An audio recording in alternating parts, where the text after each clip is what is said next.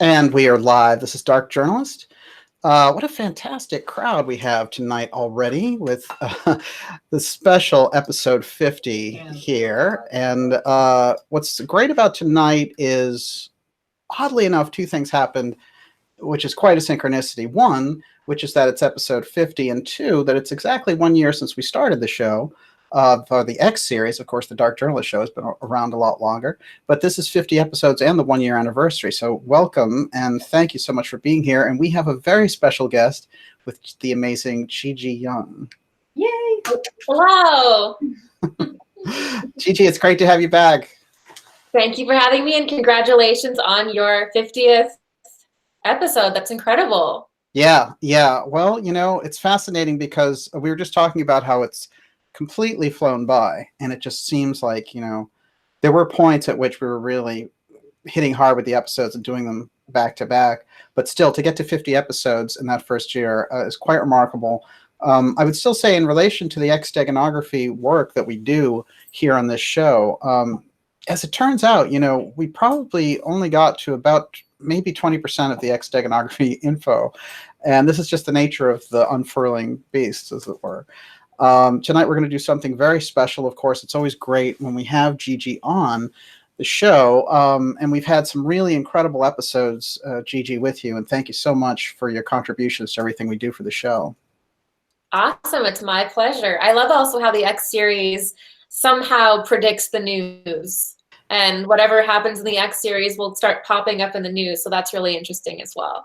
Yeah, absolutely. Well, it's fascinating. We have Richard Branson in the hot zone, you know, digging in this big blue sinkhole under there, and all of a sudden he's not interested in space anymore. There is this kind of very unusual thing, but I find that with you and the work that you put across on the show, which is, it is very predictive by nature. So we're definitely plugging into something as we go. Yeah, definitely. It's very organic. Yes. We're going to go deep in episode 50 into Steiner's Planetary Seals, which is quite an anthroposophical mystery. Of course, Rudolf Steiner, the leader of spiritual science and the Anthroposophical Society, also a major contributing member to the Theosophical Society, and the understudy for a long time to Miss Annie Besant, who was the heir apparent and who ran Theosophy after Madame Blavatsky died. Now, all those years that Steiner spent with Besant and with the Theosophical Society no doubt set him up for the incredible dynamic mystery school work that he did with the Anthroposophical Society. And we see his influence rolled out through Waldorf schools, biodynamic farming. The incredible things that this man accomplished in so many different fields lets you know immediately that we're not dealing with an ordinary individual, but he was very grounded in many ways. A lot of the work of Rudolf Steiner continues. I would say he's far more known in Europe than he is here in America, which is something that we Americans need to catch on to, which is the incredible legacy that he's left behind since his death in 1925. Now, there's so many different areas and ways you can approach Steiner, and we've done quite a few shows on him here. One of the things I want to do tonight is we're really going to take a look at some very, very unusual secrets that he let out during this period of time when World War I was in full thrust, and he had said to himself, you know, the journey of anthroposophy and the mission of theosophy have been thwarted by this, and maybe a lot of the secrecy inside the societies themselves has been unnecessary. Let's let it all out and let's see what we can accomplish together. So tonight we're going to go deep into those esoteric mysteries, including a major mystery school tenet about the switch between two different planets, which is a very powerful piece of information. And it's one of the great reasons why Gigi's here, because there are some mysteries that go beyond the printed word. And Gigi's has been looking into this for us. The first thing I want to start out with, Gigi, is when you look at these planetary seals, and I should say, Olivia, if you have that link, of course, I want to say hello to the lovely Olivia. Hi, everybody. She's taking your questions, of course, and in the second half of the program, we'll be taking your questions. So ask them all in caps, and she's putting that together. But the link that we have for you to follow along with us when we talk about the seals is darkjournalist.com/planet.php. darkjournalist.com/planet.php. That will get you into the entire esoteric seals that we're looking at here. Just a quick look offhand at what they are and what we'll be doing with them and what Steiner was trying to leave behind and communicate about them. We have some things on the record, and then we have some things that are kind of surmised about them, but they are a great mystery, and they relate to these 7 stages of human evolution and how the planets relate to that. And you'll notice some planets are truly emphasized and others are left out altogether. And what's that all about? Gigi, you've been spending a little bit of time working with these anthroposophical symbols. What was your first impression when you were looking at them? Well, the first time we ran into them was around the hot zone.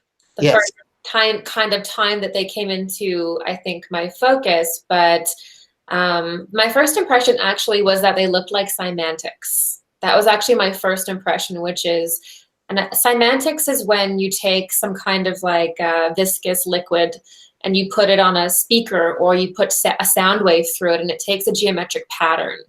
That was my first impression. And we all know, or maybe many people know, that sound is one of the primary vehicles of the universe, how it expresses itself. And so you start looking at the seals and you can see how that kind of looks like a cymantic symbol.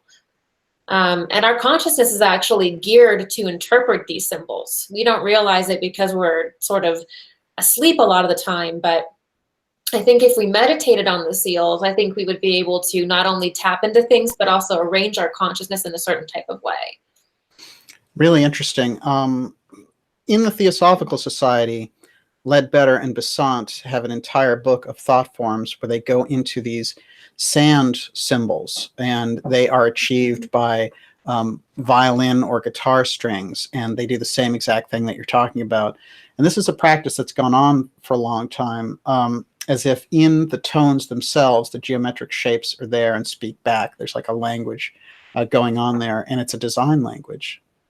It is, and it kind of, in my mind, how it shows up is that symbols like this, or sort of sound geometry, is sort of like one above a hieroglyph, or glyph languages. These are languages you see on UFOs or crafts, or even in Egypt or in the Mayan civilizations, you see these glyphs. And I think that the glyphs are actually almost one step down from the cymantic language. And I think that in a way, it also represents consciousness, or the type of thinking that one does. And the written words that we do and the letters that we do is sort of a lot more dense and basic than the cymantic language or even the hieroglyphic language. The hieroglyphic language, or glyphs, are kind of like in between where we are and I think where a seal would be.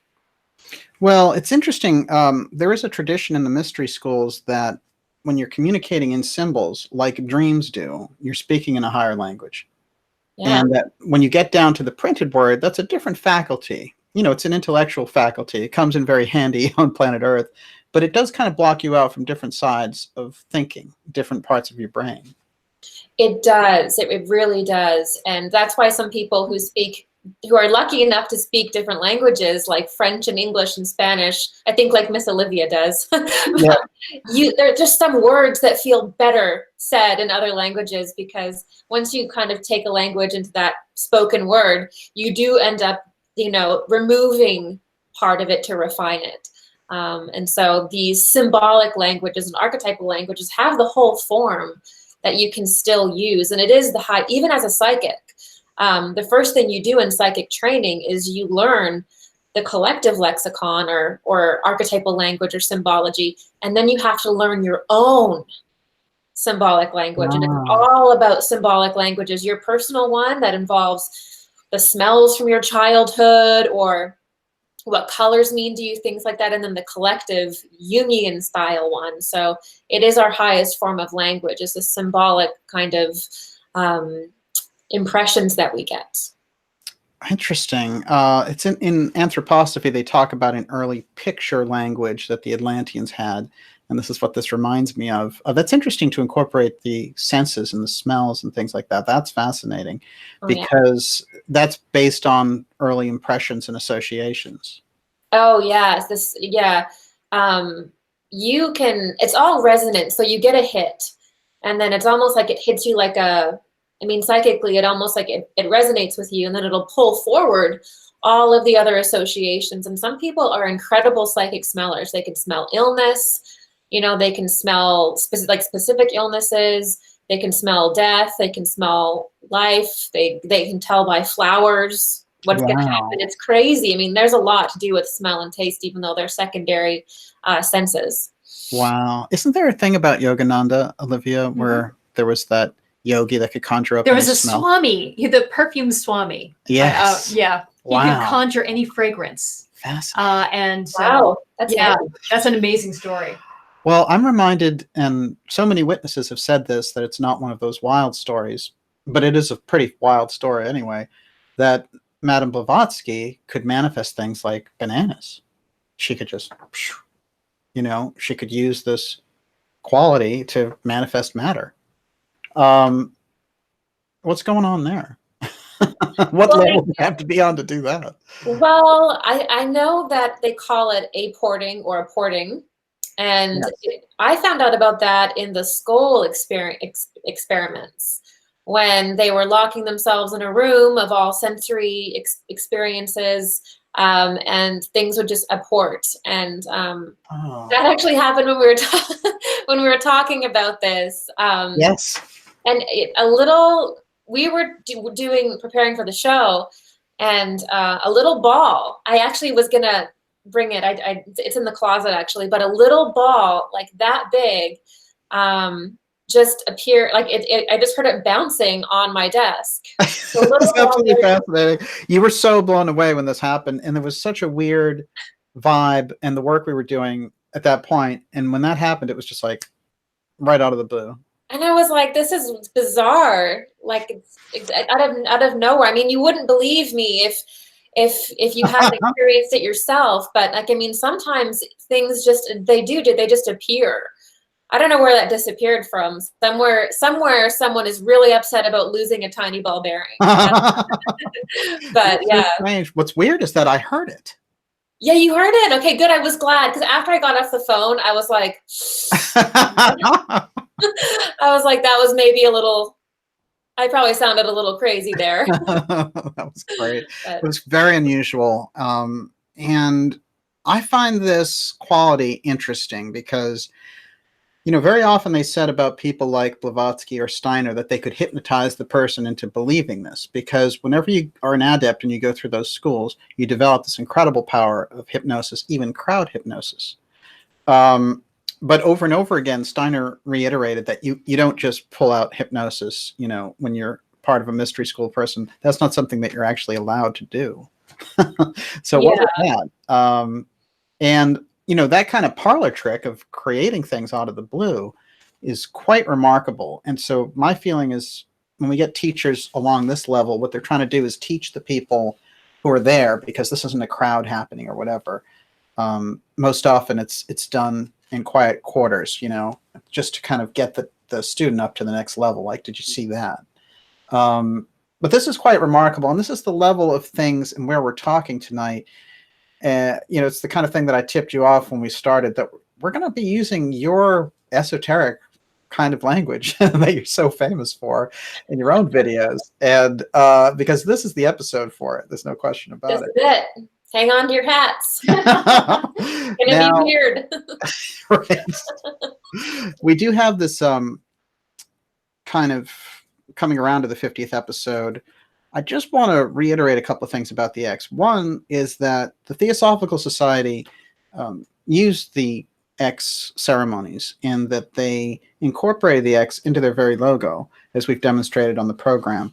And that the X Steganography is not sort of, just some open-ended mystery, that it is a legacy carried down ever since the Egyptian mystery schools relating to an event that took place in prehistory about this enormous catastrophe and the reasons behind it, and the kind of psycho, spiritual, and physical challenges as a result. And the X was this kind of breakthrough symbol that was brought through and carried through under duress for centuries and centuries. It's quite a legacy passed down to us. There's a picture of Annie Besant and Colonel Olcott here. This is one of the X ceremonies in India.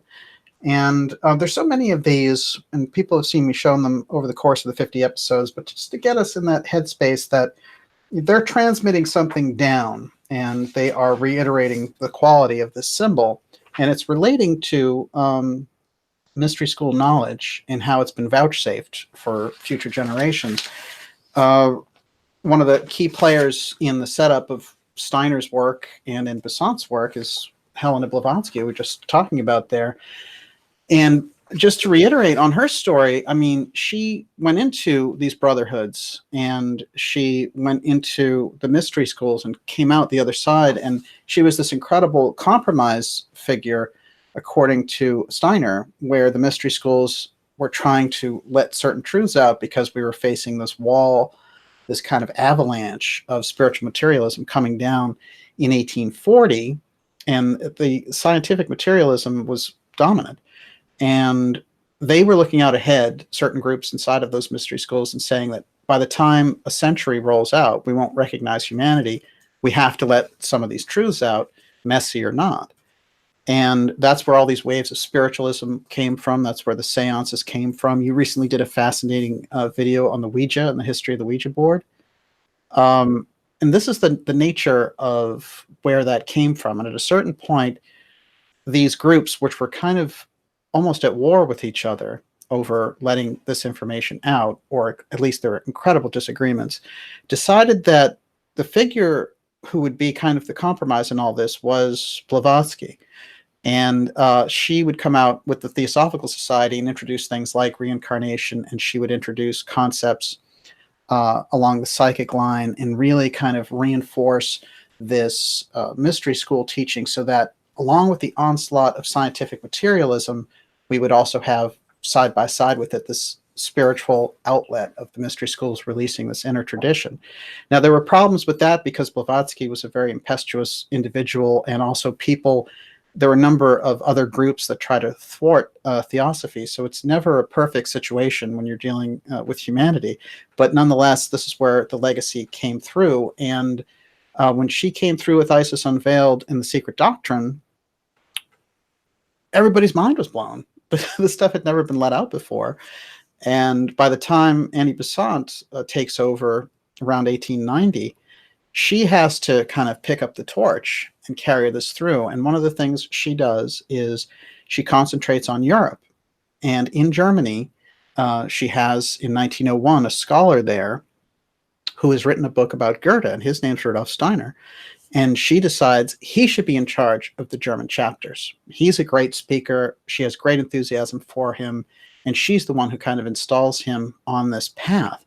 So it takes another decade for him to found Anthroposophy when he breaks away from Theosophy. But just to give you some flavor of the background of where Steiner's information is coming from, it's coming out of that mystery school deciding we have to let this out against this onslaught of spiritual materialism. Yeah, and that's sort of, well, not sort of, that is what we're facing now. Yes. We're facing, the almost like, I think it's like the ending of that cycle. I think we're coming into more of a spiritual age, but that's exactly what's also happening now. Yeah, absolutely. Well, we're in the transhumanism aspect. Seems to me, it has always seemed to me that Steiner was a century ahead in what he was talking about. Theosophy too, and Theosophy kind of takes it the way that you do, which is they're a little more optimistic in a weird way.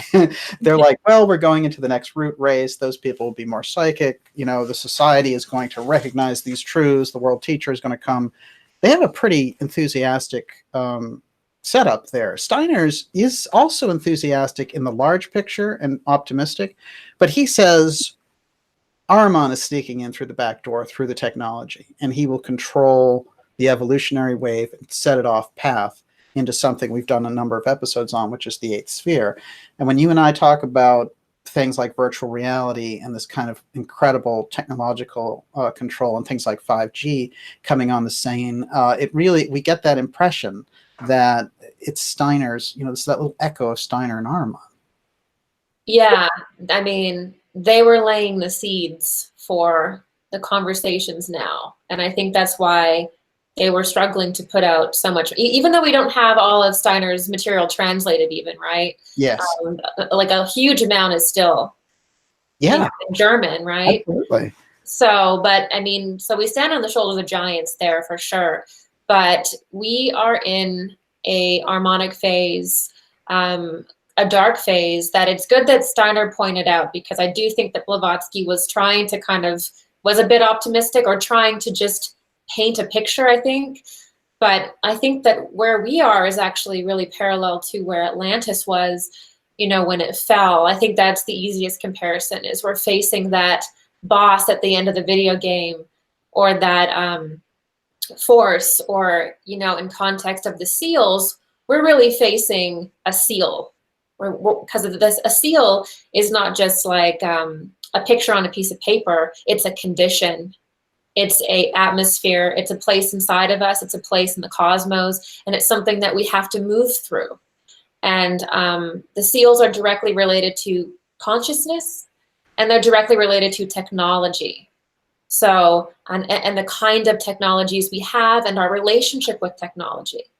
So that's what Arman's all about. He's kind of like the boss at the end of the video game. And that's what Steiner was warning about. Yeah. He was saying that there's a battle coming, and in order to get to the next seal, I don't think he used seals in that context. I won't place him in using seals in that context, but that's how I see the seals. Oh, absolutely.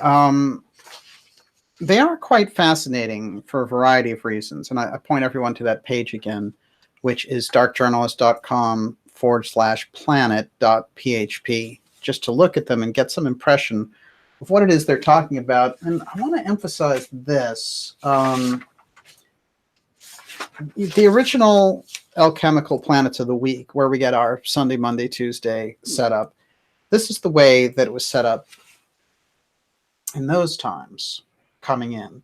And this is where we get our original kind of 7 weekly days, and where that whole tradition comes from. And we've got the sun, we've got the moon, we've got Mars, we have Mercury and Jupiter, Venus and Saturn. There's some very unusual planets missing there, Gigi. Uranus and Neptune, for example. Now, it's true that in, the tradition of when they were discovered, you've got them discovered in 1845 for Uranus. And I got the date here. So we understand that we're talking about two different things, oddly enough, because according to Steiner, they were very aware of all the planets back in the Chaldean times, and that the mystery schools have held this information, and that it's mankind, humanity, going through this process, forgetting everything, and then reacquiring the knowledge over a long period of time after they caused this major destruction in the past. Some of the planets, as we know, we're going to get to the section where one of the major anthroposophical secrets is that Mercury and Venus got switched. And that by the time you get to Copernicus, that mystery school switch takes place. And something has happened where they want to throw people off the trail of what those two planets are. You have come up with a lot of information related to Atlantis and Venus. And even when we were doing this thing about the 3 hairs and all that symbology, it was Venus and Venus coming up over and over again. Can you touch base on that a little bit? Yeah, so just in my own experience and my own memories of Atlantis and pre-Atlantis in that time period, Venus was coming up as an influencing sphere in which people would incarnate from in order to help create and contribute to the consciousness of the planet. And that was around, I'm actually not certain of the time period of that, because whenever I see it, I just see, I can feel the energy, but I don't feel the time for that yet. So I'm not exactly sure when it was. but I Would you know say roughly. a period like 12,000 BC? I mean, it's somewhere in that. Yeah, like it's the energy of the planet's very different. You know, I mean, when I was looking at my blood, I actually saw my blood because they were actually being hunted. You know, the hunt of Venus was a very real thing. It's not just the dogs chasing the rabbit around the sky. I mean, whenever a new race is introduced, there's fears that are brought up within the planet about who are these beings, you know, or who are these? And they come, you know, and I saw it coming from the center of the earth. That's just how it showed me. And there's a difference between a race that is coming up from the center of the earth that has done the work and is contributing, and an interdimensional being that is coming from a portal from the sky. You know, interdimensionals are not all the same. You know, they're not all coming from the same place with the same agendas. So this was a different thing where there was a sphere, and it was the Venus sphere that was coming and it was contributing to the planet. And that's what I saw there. And there is a Venus seal, actually. Yes, so. yes, absolutely. And it's so interesting because I've gone deep since we've talked. You know, we talked, I think, last August initially about Venus. It was definitely last summer. And because you brought this into focus, I've spent a lot of time with Steiner's work and everything he had to say about this. And if you go back into his readings about Atlantean times, what do you think he's talking about? Venus men and Venus women. Okay. So, yeah, I didn't know that. For me, it was all, when it came to cosmic stuff, for me, it was all the outer stars. It was all the Pleiades, Sirius, Arcturus. That's all I really considered. I never considered the planets in the solar system to be significant. That was just something that wasn't out there in the New Age. Yeah. It's in the Steiner teachings and it's in the mystery school teachings, but it's something that even the starseed movement has skipped over for some reason. We're projecting really far into the stabilizing stars, which are important. The Pleiades is important. Orion is important. But what about Venus? What about Mars? What about the spheres that are the closest to us? Absolutely. And it's interesting because another thing that Steiner would say, which is we have this massive physical understanding of like Mars, or massive physical understanding of Jupiter. And remember, he says the outcome of all this for Earth is to become the new Jupiter. And that's where the evolutionary track is going. And this is what Arman is trying to create, the eighth sphere, to get us off that track. This is where all of this battle is taking place. And I have to say that my own conclusion after looking at the Steiner work and his 40 years of output is that for 40 years he was trying to say, look, you have this lower astral force called Arman that is deeply connected with the evolution of the Earth. It has too much power, and it's moving in, and it's diverting the process of evolution. And you need the awareness around Arman has to be created. So that's the best way to stop it. But we have to kind of get on the road to waking up to it, because if Arman incarnates physically, while humanity is unaware of him, or is kind of in this drowsy state from being deeply steeped in scientific materialism, then that's the most dangerous position for humanity, because then the eighth sphere will really be in full swing. So it's quite remarkable to think of Steiner, because there's so many different ways to look at him. He's prolific. He's done all these different things relating to eurythmy and the Waldorf schools, etc. But really, the thrust of his basic output is that Arman is this overpowering challenge that humanity has to meet and overcome. Yes, it does. And I think Arman is also, you know, the devil, the biblical kind of devil. Yes. Like lower astral king. Yes. Kind of that sort of dominating. Like if the whole planet had its shadow combined, that would be Arman. Yes. And yeah. That's an excellent point, actually. He is a shadow being. And one of the videos that I saw a while ago now that you did, which was so interesting, was about false light. Mm-hmm. And I was thinking, you know, you were tripping into the eighth sphere idea even before we were doing our shows on it. Oh, yeah. The false light is something else. The false light is really dangerous, because one of the things about the false light that makes it really dangerous, or the eighth sphere, the false light, lower astral. These are all different words for the same thing, pretty much. The really scary thing about the false light, and a lot of New Age people don't want to talk about it because it's uncomfortable and spirituality is a vacation. Well, it is not. It is serious stuff. Yeah, right. Yeah, absolutely. It is a scholarly approach. It's a scholarly study. And the thing that's so scary is that they use mimicry. And they actually mimic the structure of light. They mimic the structure of heaven. They mimic the structure of good.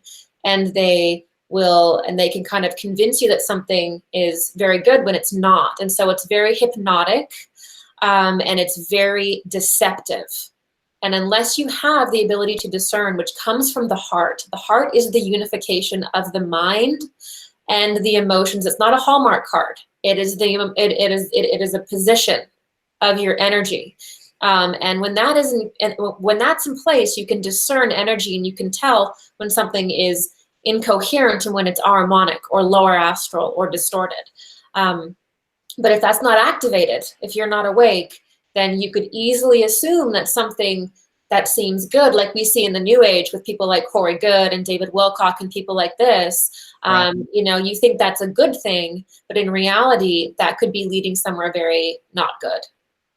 Oh, absolutely. And it's very interesting. In the last week, we had Linda Moulton Howe. We were talking about this last night, calling out those guys for David Wilcock for plagiarizing her material while she was at Conscious Life Expo. Mimicry. Yeah. Mimicry, plagiarism, stealing. It's illusion, and there's no creativity either. This is the interesting thing. People who are locked in, and a lot of the time, they're not even really themselves anymore. They're like a shell that's like kind of possessed actually by a lower energy. Their shadow. They're possessed by their shadow. And when you're there, you have no originality anymore. Genius is above that level. And so you have to take information from other people. You have to steal other people's work and say it's your own. You have to peruse forums and steal that, because you can't, that's the hallmark too, is plagiarism and copying. Wow, that is fascinating. We've seen a heck of a lot of that too in relation to this. I like what you're getting at here, though, which is it's basically a kind of spiritual consumerism. They're turning it into a too simple as spirituality. And it's like here, you kind of use it on a consumer level the way that you would buy a product. And that's not really what spiritual teaching is all about. You have a sovereign spirituality course that you teach, and that's a totally different kind of approach. Yeah, sovereign spirituality is very different, and it means that you rely on your own perspective. You're led by your inner child, by a sense of wonder.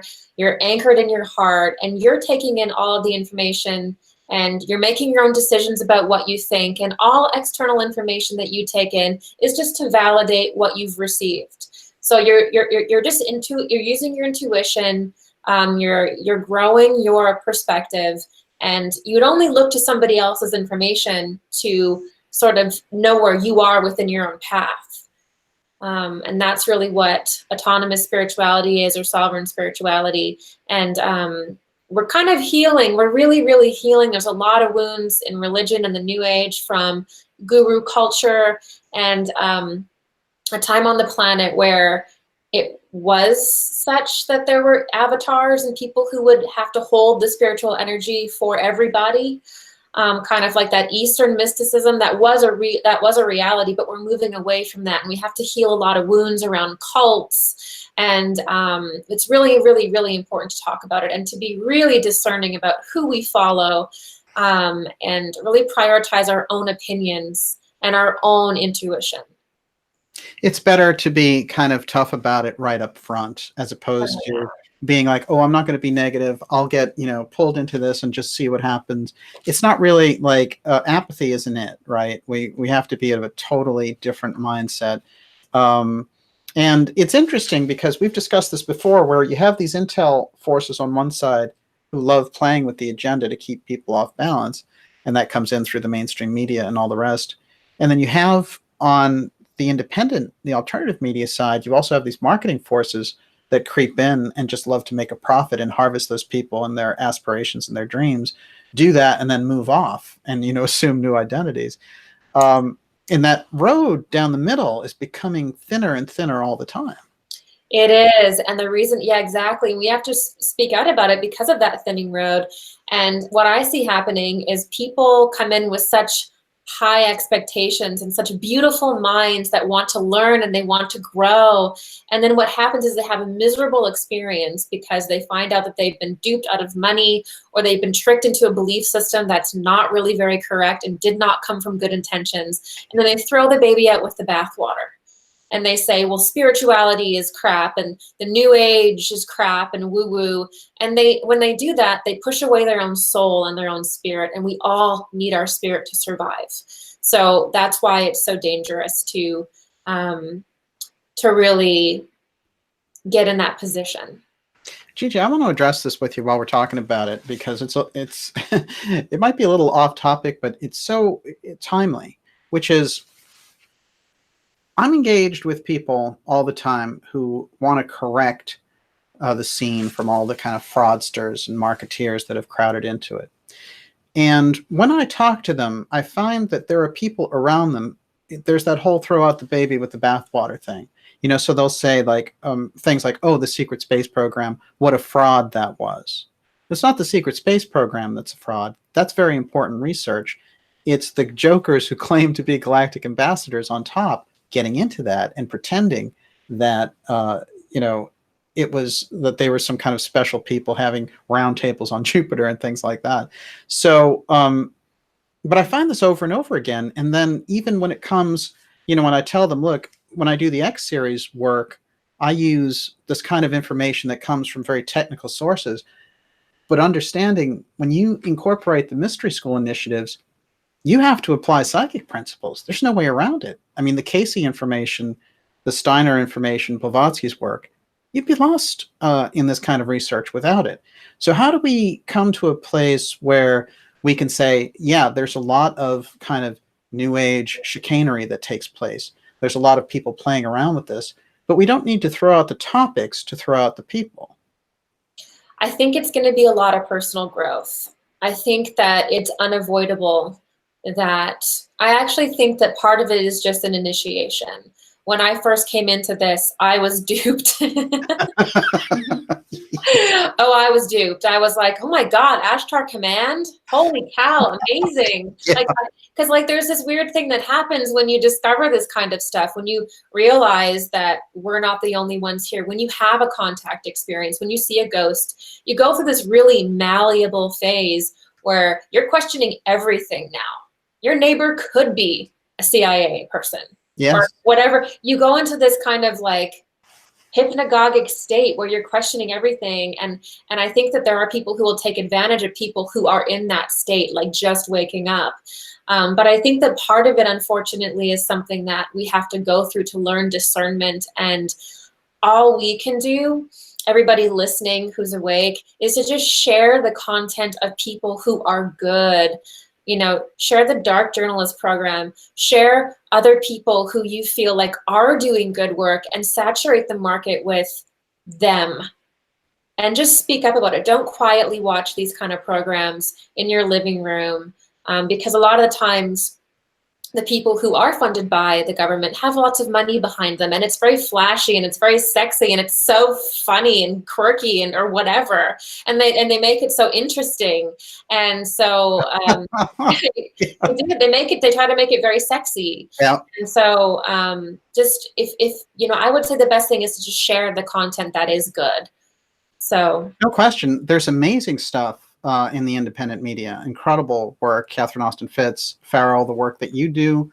I can point to amazing sources, Forbidden Knowledge TV. We have great people working in the space. And it's actually just a very small contingent that is distorting things, supported by larger corporate entities. It's quite fascinating. Olivia, I wanted to mention to you in relation to this, with everything that came up about John of God. Mm-hmm. And, we talked about the fact that you even saw John of God mm-hmm. once. But that's what it is, isn't it? Now, a lot of people will be like, oh, yeah, all those healers, they're all the same because this guy took advantage of these people and that he was a fraud to start with and all the rest of it. But that's not necessarily true. Oh, you're asking me? Yeah. Oh, yeah. My interpretation of it, there was something very otherworldly going on there when I saw him, and that was looking through his eyes at me. I've never felt anything like it before or since. So I consider it a form of possession. That's what, that's what channeling is at that level. When you separate from your body and you allow beings to come into you, that you've got to be damn careful, So that's my explanation for John of God for right now, rather than being a fraud, really that he was overtaken by negative entities. That's my theory. Gigi, you saw the reports on this, and it's quite horrible situation. But again, we have this thing, and I've heard this too in relation to John of God. It's like all those healers, they're all fakes, and they're out to make a quick buck, or they all have these things going on. That's not true. But when you get a big scandal like that, how do you sort out the mess and say, well, no, these things actually do exist. There are people who can cure these things. There are these spiritually endowed individuals. Oh, there are, but they're human, and every psychic is human first. And if a psychic or a healer ever gives you any impression that they are not human first and that they are something else, then run in the other direction, because they are, like Olivia said, they are possessed. Yes. So, you know what? It's like, always know that every spiritual person is a human first. And it doesn't matter. One day someone could be great, and then the next day they could be struggling with a personal issue, and they could be half as powerful. Every day is its own day. You don't just arrive with spiritual work. And you can be great. I see this all the time with psychics too. They just don't pass their initiations. And you're constantly being initiated. Growth is law. Expansion is universal law. So we have to continue as psychics and as healers to make all of our initiations. And if you miss one, you lose some of your ability, and darkness will replace where there should have been light. And if you do this too much and you start thinking that you're amazing and things like that, that's that shadow, that's that ego, and it can come at any point. That's why humbleness is so important in that work. Wow, isn't that interesting? So you might start to even think that you're Edgar Cayce, is what you're saying, basically. Oh yeah. You could, and it's unfortunate, but I know so many psychics who were so influential to me, like so amazing and so great, and I never would have dreamed that they would fall off, and sometimes they do.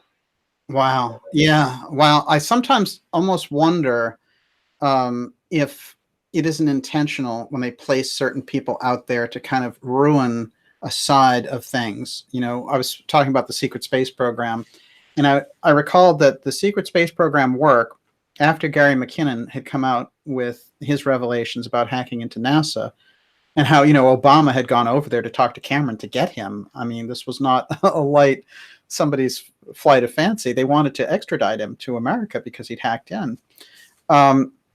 And all the things that he saw with the off-world officers list and all the rest. And that attracted people like Catherine Austin Fitts, who would go in and study the money end of it and combined the missing trillions idea and saying, oh, it's a space program. That's where the money's going out the back door, and they're building privatization in space. And wouldn't you know it, in the lower Earth orbit, we launched 20,000 satellites in order to control this new 5G. Well, 5 years ago, that information would have been very handy to come out. So you can see that making something funny or making it into this elaborate kind of runaway spectacle, so that when people see this term around SSP, they'll think, instead of thinking of the work of somebody like Fitts, they'll think of some joker pretending to be a galactic ambassador. It's quite interesting. It is, and it's unfortunate because there's a lack of conversation around it, there needs to be more people talking about it. So yeah, it's important to share the people like Catherine Austin Fitts and all these good researchers that are really good. Wow, no question about it.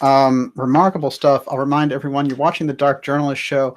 We are here with Gigi Young, and I want to recommend Gigi's YouTube channel. Just look for Gigi Young on YouTube, and you'll find this amazing just tapestry of information that she's been putting out over the course of basically about a decade. Would you say, Gigi? Is it a decade now? I've been around for I know, I've been around for a long time. I've been YouTubing for about a decade. Yeah, on spiritual topics, ETs, New Age, metaphysics. That's my bag. Yep. Incredible. What a treat that channel is. And of course, your site is gigiyoung.com. I do want to mention here that you have a course now, which is your second course that you're offering.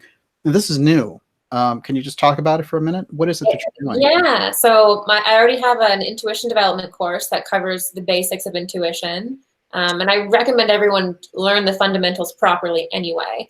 But the second course is on protection.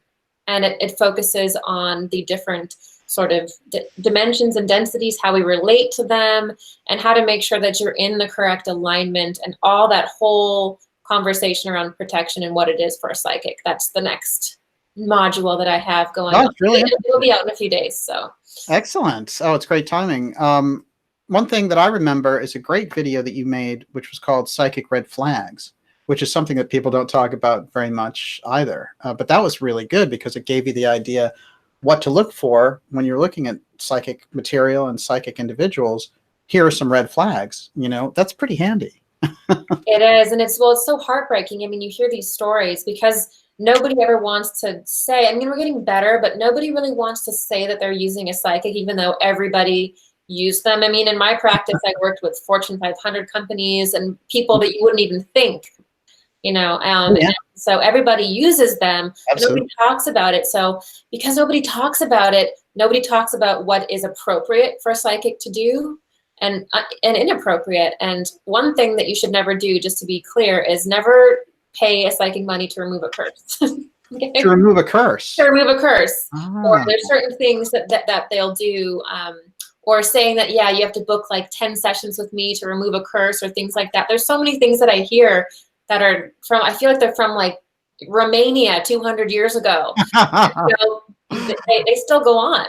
Listen, you have to get on my Removing Attachments program. Yeah. It's 20 visits and it's only $500 a visit. It's cool. Exactly. No, don't do that. By the way, I want to say this in relation to money and spiritual matters and work that's out there. I've paid good money to find things out in the work that I do, and I don't mind paying money when there's value involved. So, you know, once in a while you see this thing and you'll say like, oh, they're charging money or something. Isn't that so terrible? I mean, just about every profession under the sun charges money. So no, you should expect people in alternative fields to charge money for things. And that relates to metaphysical, the metaphysical industry as well. I mean, it's just like anything else, you know, until you're coming up, unless it's a charity. Otherwise, I think it's all fair game. That doesn't bother me at all. As a matter of fact, I go back to the thing that Gurdjieff said, which is that people won't value something if they don't have to pay for it. And that's kind of dangerous when you think about it, because if they're getting something for free, sometimes there's no effort involved. So actually paying for it and getting engaged on that level is very important, supporting those things. And, you know, we went into this thing about different things that we support. And, you know, with all the stuff coming up about WikiLeaks, you feel better having supported those guys. You know, so getting behind the things that are important, there's no problem with that. Yeah, because you build momentum in what you support. If you want the world to emerge in spirituality, then support people who are giving that out for sure. Because there's a lot of wounds around that. But so I'm glad wounds. Yeah. I like the way you put that. Absolutely. Now, you know, Gigi, I've neglected to do something, which is I've mentioned someone without showing them. That's not really fair. So I want to make it up to Arman. Sharp. Now let's take a look at Arman here for a minute. Steiner spent a lot of time meditating to try to figure out how to portray, and he did the sculpture of Arman, and he said that while he was doing it, he felt like he was immersed in concrete, and then he was getting heavier and heavier, and that he actually had to complete the task before he just became hardened himself.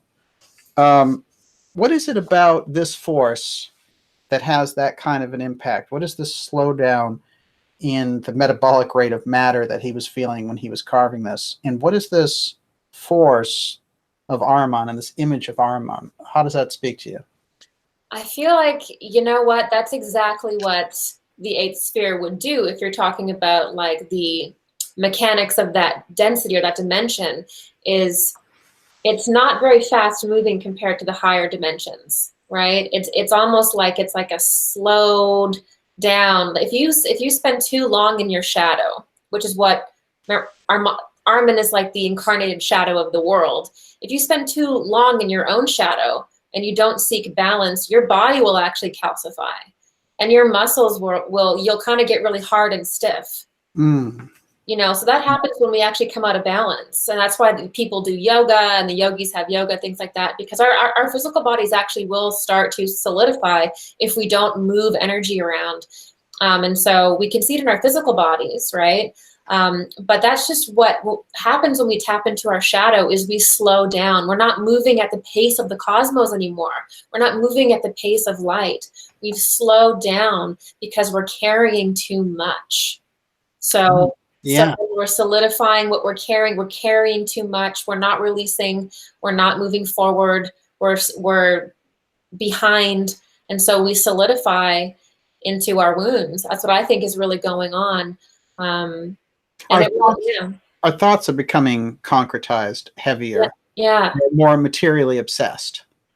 Oh, for sure. More materially obsessed. Our bodies, I think, can get really stiff and hard and kind of calcify. I mean, our pineal glands, everybody talks about how calcified those are and hard those are. Is that a sign of the harmonic energies on the planet? Is that calcification of our bodies and of our glands? You know, that's something is, you know, what energy is not running through there? It's too heavy. He's too heavy. You know, like he's a heavy dude.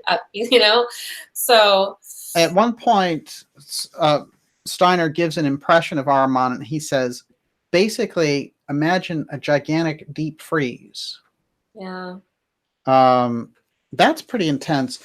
Let's look at this term Arman for a minute and then go into these planetary seals. Arman shows up as the twin brother of Ahura Mazda in Persian mythology. And Ahura Mazda literally means aura that glows, Ahura. And his battle with what is essentially his shadow, which is Arman, is often portrayed with him inserting a sword into the belly of Arman while holding his horn, because Arman is portrayed in Persian mythology as kind of chimerical. We'll take a quick look at this here, see if it'll show up with all these lights going on. You kind of get the idea. He's on double duty. He's not just using one hand to fight him. He has to use both hands to fight him. He has to control him while he's keeping him off by stabbing him. And still, Arman keeps coming. I mean, it looks like a pretty ferocious problem there.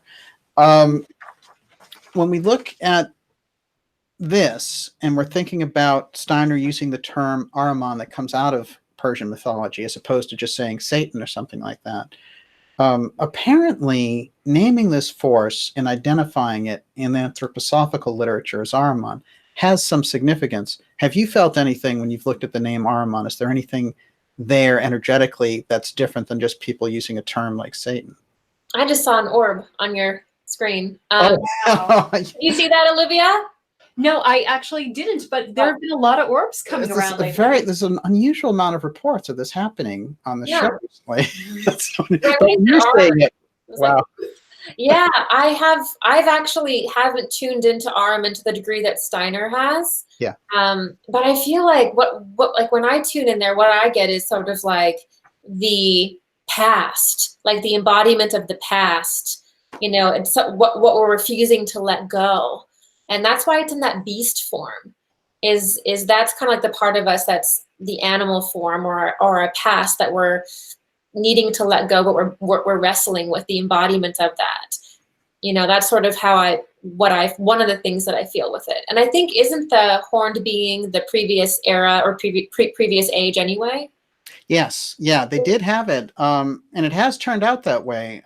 This idea of a twin, I think is also interesting, because obviously they're getting at this shadow thing that you were just talking about, which is we're not just talking here about, you know, one separate evil and the evil's over there and gee, that's great. The evil's over there and I'm okay and I'm over here. In this Persian mythology, he's fighting his twin. It's like, you know, basically we're twin brothers and we're going at it. So it's kind of like fighting a part of himself almost. Oh yeah, his lower self, I guess. Interestingly, he's also kind of stabbing the lower chakra system and the upper chakra system, because maybe Arman has no heart. Excellent point. Yes, absolutely. I love that. No question about it. Yeah, but yeah, it's fascinating. Even the Atlantean stories talks about everything beginning with twins and things like that. And I think it does really represent us battling ourselves. And, you know, the evil really isn't necessarily outside. It really begins with your own shadow, and what you refuse to look at, what you refuse to deal with. Wow, absolutely. I'm going to tell everyone to go to the page darkjournalist.com/planet.php. And we're going to talk now about a couple of these seals and the significance of the seals. You spent a lot of time looking at them. Steiner, whenever he gets to drawing or sculpting, I pay extra close attention because, you know, he's such a scholar. For him to go into this other avenue to express himself, I think is very interesting. And also his ability to kind of go into the spiritual world, get that image and bring it back, I think was profound. So his image of Venus was this one here, which is on that page. Anyone could take a look at it. When I looked at this, I was seeing things that looked kind of like fruit. I saw fruit too. It's very much like fruit or a flower. Yeah. Yeah. There's something about seeds, and there's something about this kind of feeling that there's some embryo inside of it. You know, this is the impression I was getting from the seals. Now, one of the big secrets that came along, I guess I should show Mercury as well, because we're just about to reveal this. Actually, in between, I'm going to show Jupiter, because Jupiter is the one that we're moving into. And this is the seal, remember, for new Jupiter. So this is when Earth merges with Jupiter. This is the next evolutionary wave for humanity in Steiner's cosmology of spiritual science. This one, a little bit different, almost like a starburst happening there in the middle. And we all know these kind of interesting mythology that's going on there with Jupiter. It showed up in Greek times and Roman times and Egyptian times. Obviously, there's some mystery recognition of Jupiter being where we're moving into. I think it's quite profound. Let's look at what Steiner had to say about this switch and what happened here, because I think that this is maybe the crux of why the planetary seals are so important. So basically, Copernicus reverses them. And this is kind of like something that the mystery schools are hoping for. And they're kind of in charge of it. Let's take a look at some of these. So what he says here, from his lecture series now, in 1912, Egyptian Myths and Mysteries. Here I come to a point where a little secret, so to say, must be unveiled. One which may only be divulged at this point. In truth, if we wish to speak esoterically as the writer of the Apocalypse has done, because remember, there's 7 seals in the Apocalypse, and this is the correspondence that we're getting here, which is the 7 seals of the Apocalypse of Revelation. That's the mystery school tie-over of the 7 planetary seals that Steiner's putting out. But let's let him speak for himself. In truth, if we wish to speak esoterically, as the writer of the Apocalypse has done, we must speak of Mercury as the morning star. By the morning star, he meant Mercury. Traditionally, that's understood to be Venus. I have given the direction towards thine eye to the morning star, to Mercury. You may still find this phrase in certain books of the Middle Ages, which describe the true state of affairs, that the stars of our planetary system are enumerated thus: Saturn, Jupiter, Mars, and then Earth is followed not as it is now by Venus, Mercury, but by the reverse, Mercury and Venus. And then in the Apocalypse of St. John, which is a series of lectures that he gives, he says, I'd like to add one thing, because misunderstandings have crept into the naming of the planets. In all occult nomenclature, what astronomers call Venus is called Mercury.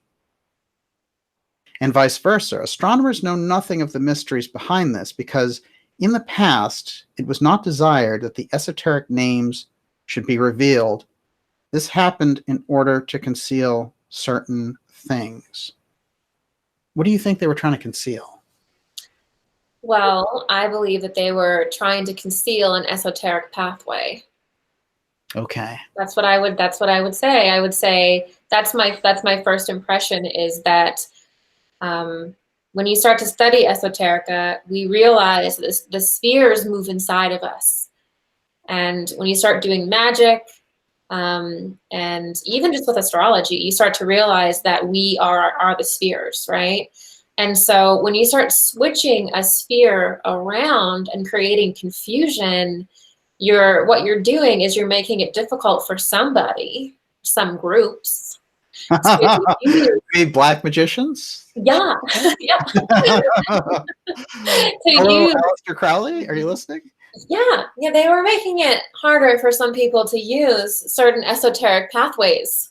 What I feel, especially a pathway that would be instrumental in incarnation cycles, for souls incarnating and wanting to keep something sacred, so the magic would be survive into a dark age.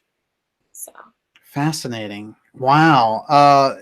This is really something that I feel Steiner is saying, oh, I can just barely let this out now. And then later, these lectures were released after World War I hit, when he was like, forget it.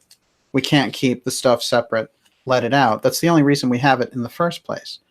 So even inside of the public mystery school of anthroposophy, this secret had to be let out. Let's go a little bit further with this, because I think he's giving us something very important, but he's leaving it out there. He's not saying, hey, spend your life tracking this down. He's putting it out there and he's saying, this was reversed. Figure it out. There's no answer direct inside of the Steiner material, but we can still look at his references to see what he's trying to get at here, because I think it's crucial, and it's something that's meant, like a time capsule, to be rediscovered.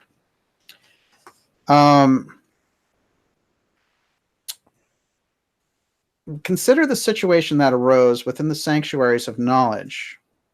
One could speak of spiritual beings who surround the cosmic bodies. Outside, people came to speak more and more in terms of physical matter as a sense perception became increasingly sharper. When the holy rishis uttered the word Mercury, they never actually used this word, but let us use it to make ourselves clear. Did they mean the physical orb in the cosmos? No. Not even the ancient Greeks, when speaking of Mercury, implied the physical planet, but rather the totality of spiritual beings inhabiting it. When the word Mercury was spoken in the sanctuaries of knowledge, it referred to supersensible worlds, to spiritual beings. When the pupils in these sanctuaries pronounce Moon, Mercury, Venus, Sun, Mars, Jupiter, and Saturn in their respective languages, they're referring to a sequence of spiritual beings. Today, these words refer to the coarsest physical substance of the planets, and the most important part is thereby omitted. So, Gigi, he's giving us this impression that the planets represent this kind of spiritual hierarchy, and that's what the mystery schools are referring to, and that this switch is somehow referring to that order of things. Yeah, definitely. And as you were talking, I was hearing them singing it. They're using the sound with it too. And also, I think that to have them switched would conceal physical locations on Earth where these beings are associated with. Okay. So, it's also about it's as above, so below, right? So it's also going to be concealing where ceremonies would be held, and very significant places as well. So.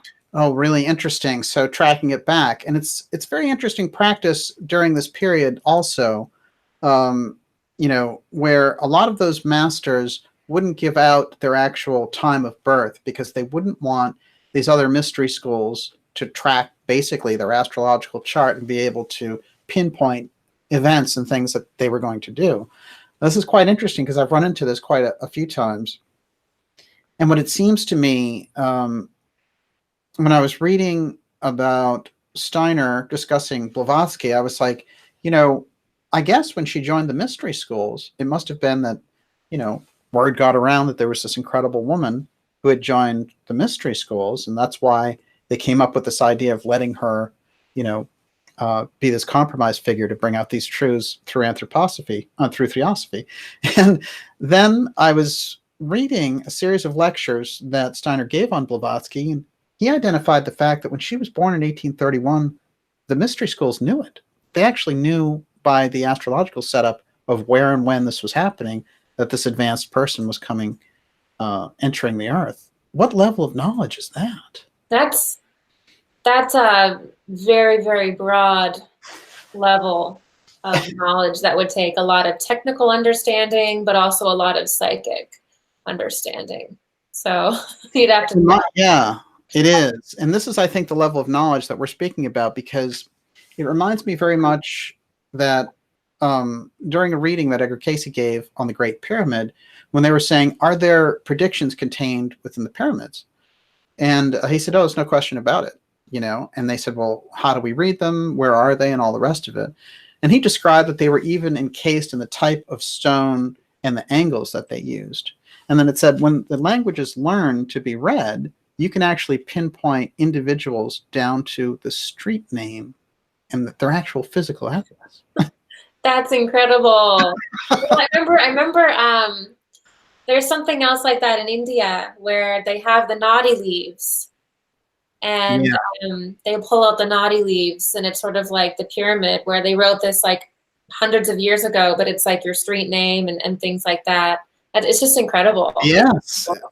That is a, well, we're getting into this idea again that everything is set out there, that there's a number of things when you're on that mystery school level that you can see about the world and where it's going, which is probably why we got to this situation in 1840 when they predicted out 100 years and said, oh, they're not going to recognize humanity. We have to let these truths out. But that is a very unusual ability to foreordain events based on almost mathematical setups. Well, if you technically, if you understand the sphere that you're in, yeah, and then you can read all the other spheres, and then you're trying to divine a personality that would be instrumental during that time, you could do that just by the principle of like binary or balance. Yes. You could do that if you understood the spheres on the different planes, what would be needed. So I kind of feel like that would actually make sense. Incredible. Wow, Miss Olivia. Let me just throw this out there. Yeah, oh yeah. So the Martian archaeologist is asking, do you think they are using or attempting to use AI algorithms to predict reincarnation using someone's collected data as karmic simulation? That's a good question. Wow, that is a great question. Yeah. Yeah. I remember you mentioning something that they had like a futuring technology. I remember you mentioning something about that. Yeah, absolutely. It is interesting. This idea of the eighth sphere also, which is that when you reincarnate and you go into the eighth sphere, you don't know that it's an unnatural step, but that these individuals would predict themselves reincarnating back in, and so that they would get caught. You know, one of the big warnings in the Steiner literature is that they'll get caught in the eighth sphere, basically in this artificial situation of not reincarnating in the proper line through the different planetary lives. And instead, they'll go into the eighth sphere and come right back. So they get coarser and coarser and coarser and more under the control of Arman as they go down the line.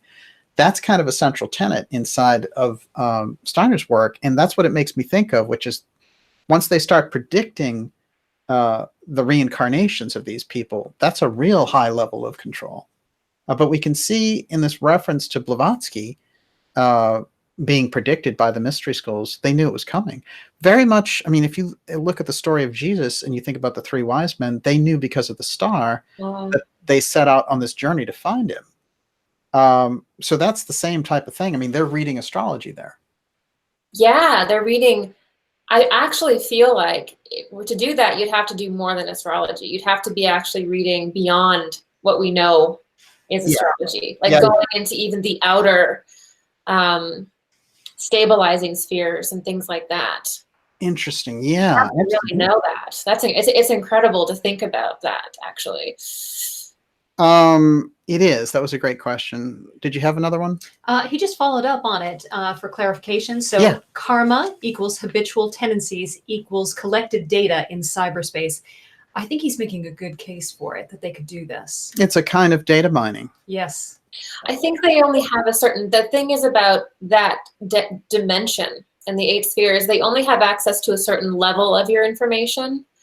And the difference between like the schools of light would be they have technically the whole spectrum. So they can make much better predictions, especially into the future, much more accurate predictions than someone that's only working from like like in the 8th sphere, working with like this much, Yeah, right. Absolutely. They don't have the whole spectrum. Yeah.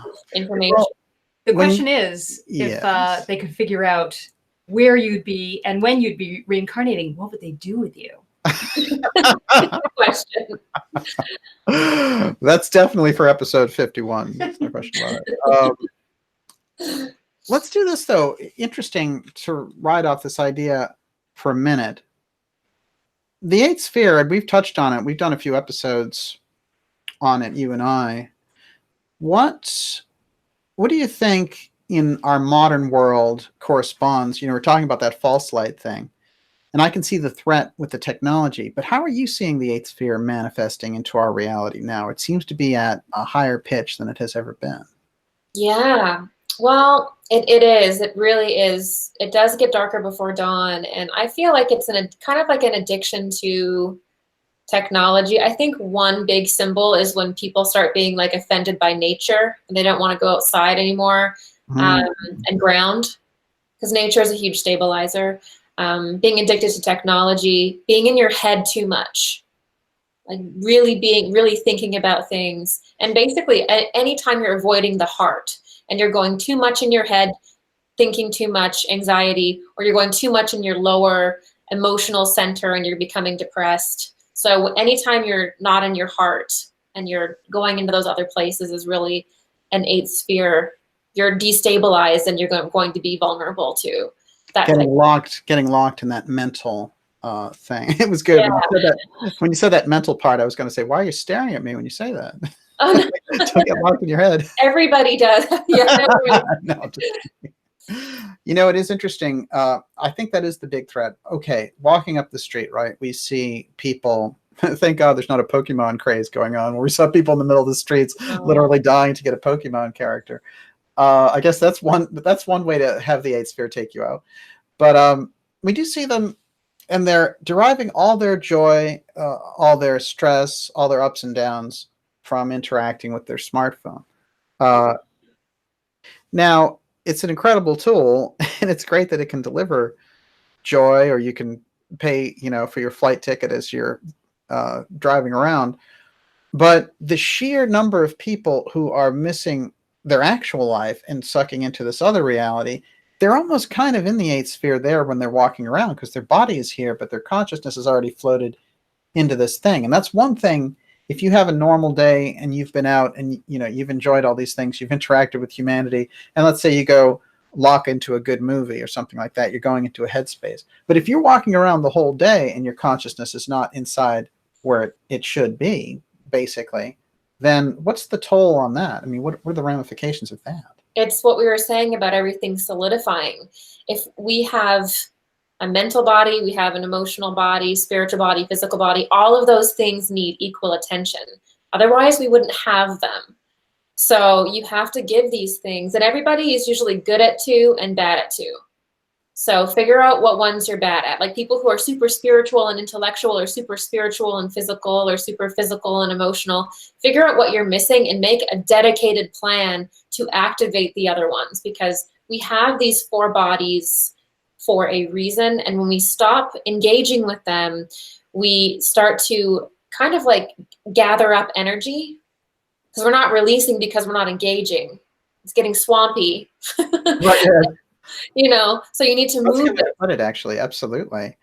heavy. That's the harmonic, heavy, solid, you know, kind of thing. It's getting you're too heavy. You're not activating and removing all the stuff in your body. So Well, that other energy is like when Steiner teaches eurythmy.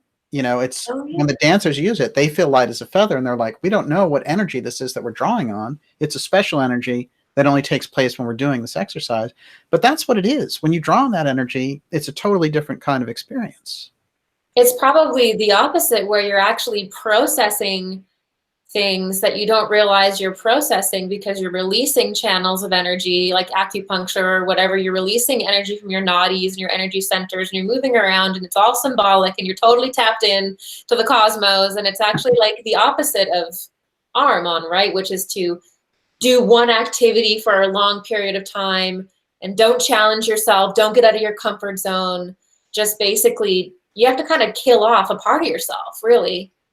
So Yeah, absolutely. Absolutely. And by the same token, he can overstimulate you. oh, and that's kind of how I think a lot of people actually tap out, is they feel overstimulated. So it's like, I'm so overstimulated, I can't exercise today. I'm so overstimulated, I can't think, I'm not going to solve this. And I think actually overstimulation of especially the mental body and the emotional body makes us just give up a lot of the times. That's me. Yeah, no, it's our world, you know, with even our computers, the screens go at such a rapid rate that I think we just become overstimulated just by doing something relaxing on it, you know? Absolutely. It's incredible. And what a state of affairs. You know, the smartphone was introduced in 2007. So we're barely 12 years into this program. And it's, you know, it's hardcore when you think about it, because what an incredible difference that decade has made. You know, it seems like society's gone completely off a schizophrenic edge as a result of it. Certainly there's been some benefits, but wow, you know, the costs are very high in terms of personal interaction.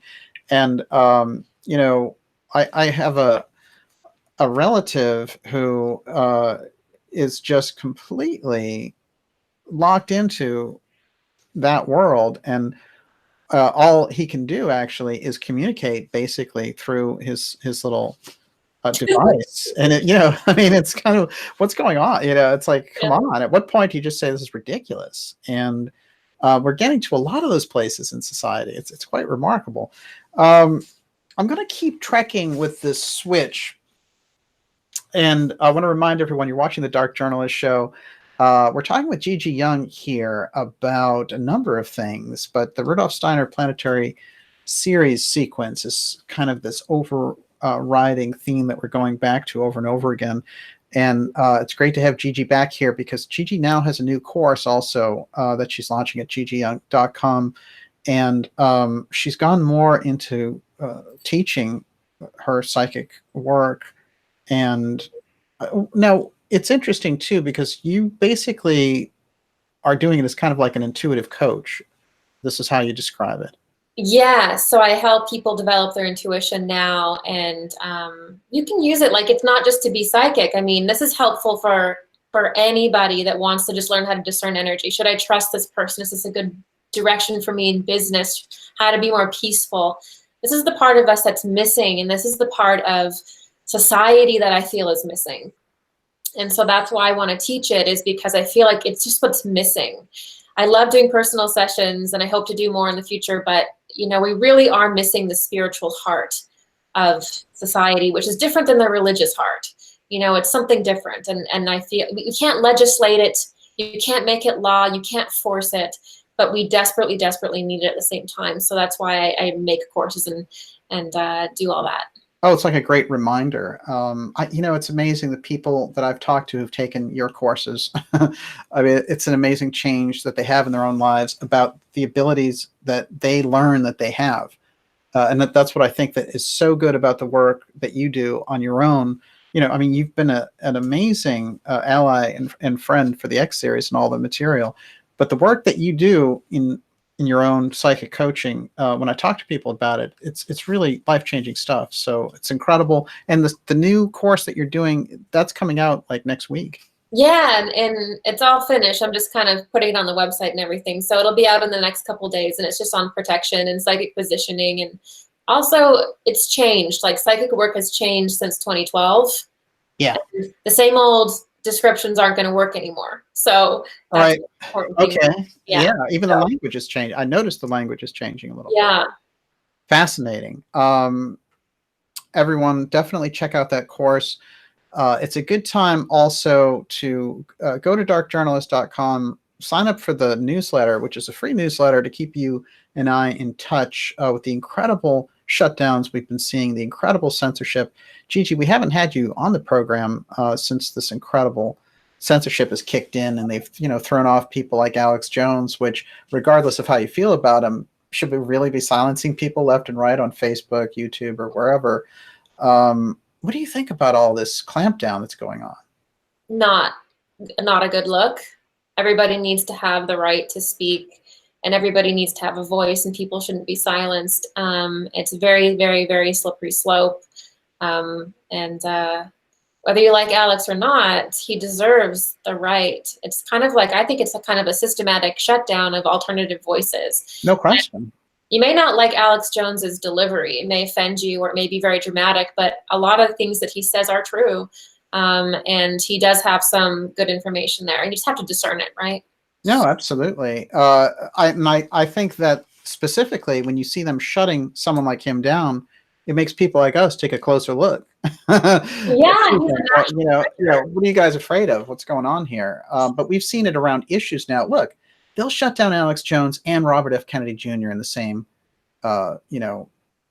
stroke, basically, because they don't care if you're left or right. But if you go against this thing that they're developing, and we've seen with the vaccination and the vaccine choice questions come up, as opposed to, what they want to do is increase vaccines to 70 by the time that you're 18. I mean, you're going to be walking basically a chemical bank at that point. Yeah. So, even if we look at it at the most bare essential level, which is they want to make money, that this is a new program to make more profits for the pharmaceutical companies, which is why the politicians push it.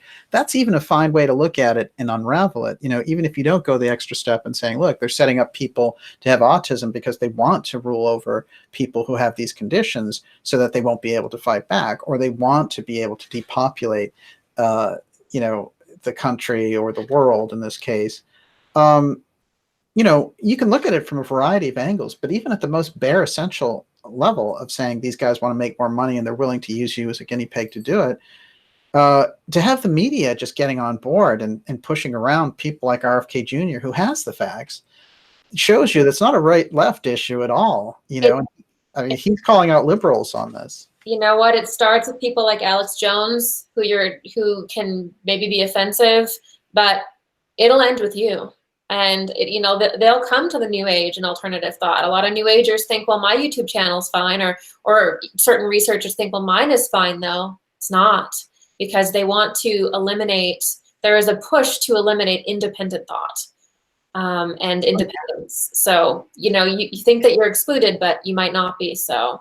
Excellent point. Wow, I love it. And of course, look, we've had a tradition for years of shock jocks and people who say wild things. At that point, you might as well just throw Howard Stern under the bus and find guys like Rush Limbaugh and shut them down too. I mean, right. At what point do you stop being offended? It's ridiculous. Right. And it's apparently a very small group inside of government and inside of that structure that's orchestrating this.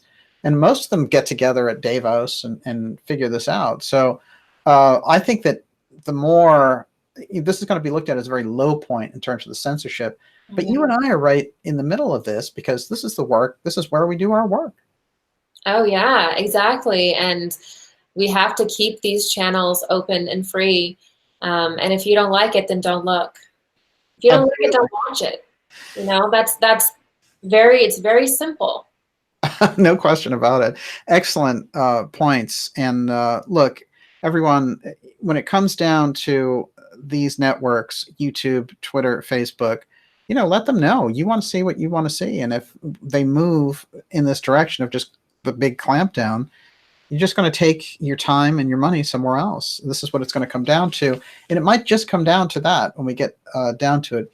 But my point is definitely sign up for the newsletter. That's the best way. If we have our own pipeline, it's going to be a lot easier. So that if they get rid of us someday on social media, we'll still have that huge connection going on. So make sure you make those types of efforts. And I think the thing that Gigi was saying earlier about us getting behind the things that are important, getting behind these important channels that are available to us now, supporting them and supporting the work that's going on, you know, do it while it's available, basically.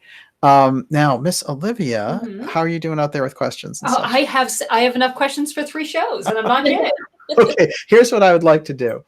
I would like to take a little bit of time and go through the Mercury-Venus switch through Anthroposophy a little bit deeper on the planetary side so that we get that covered, and then we'll roll right into your questions. It's a great crowd tonight, and we're on episode 50 of the X Steganography series, which tracks the X through history. And in some cases, you know, we're looking at it in terms of black projects that have moved through government agencies.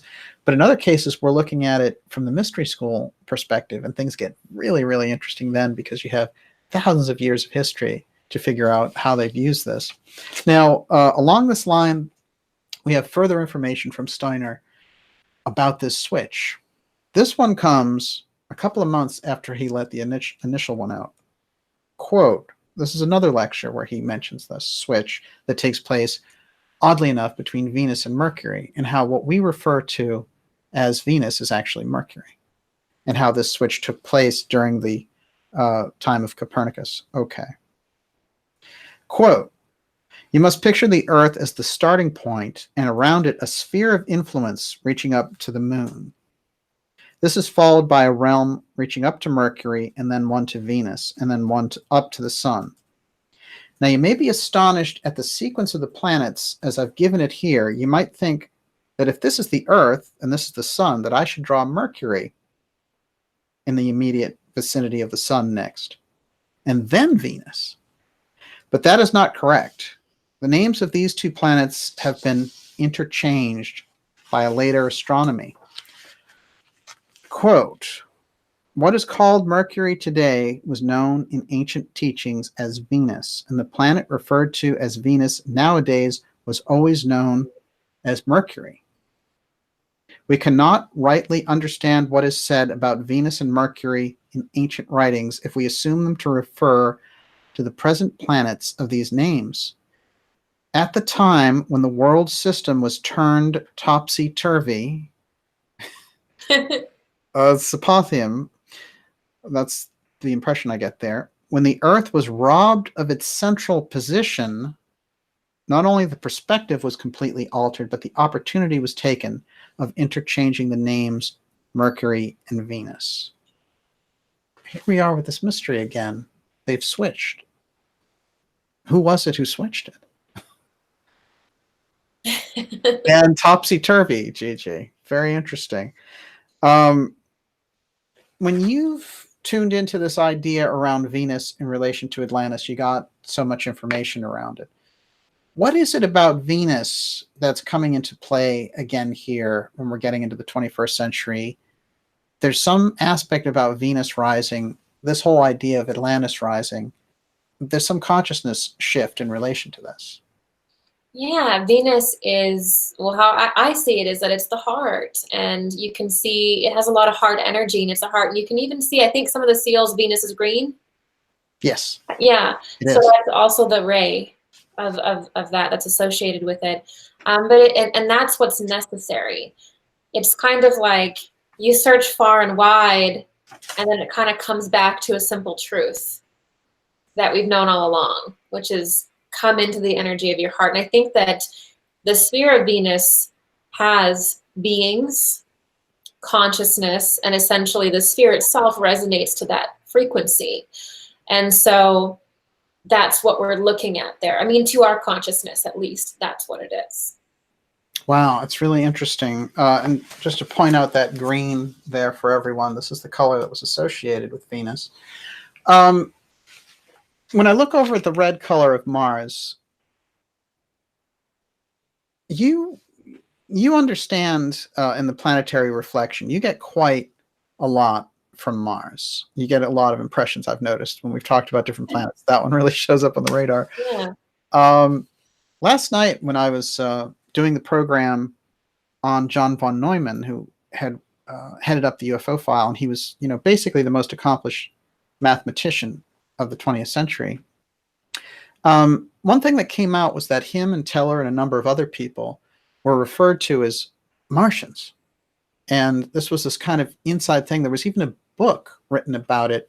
And von Neumann had, basically satirically, whatever, outlined this whole thing about how Martians interacted with Earth, and they left behind these people who had this impulse.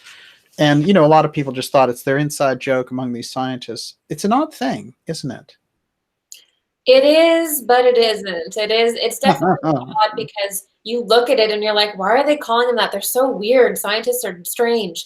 But then whenever I've tuned into Mars, I've always seen Mars as having been the previous sphere of influence on our planet, or being a past sphere of influence. And so it's kind of like whatever influence remains is part of it is the unhealed. And so what Mars, there's a very strong portal to Mars that is a shadow portal, actually, to be completely honest. And it represents the karma and the things that Mars could not complete. It was an unsuccessful cycle on Mars that's connected with Earth. And so there is a very kind of unhealthy energy actually that comes from there compared to the spheres that Steiner mentioned, which is Venus and Jupiter. That's going into the progression. Mars is kind of a bit of a regression, or represents the challenging aspect. It's not necessarily good or bad, but it is giving us a certain type of contrast here. And I think that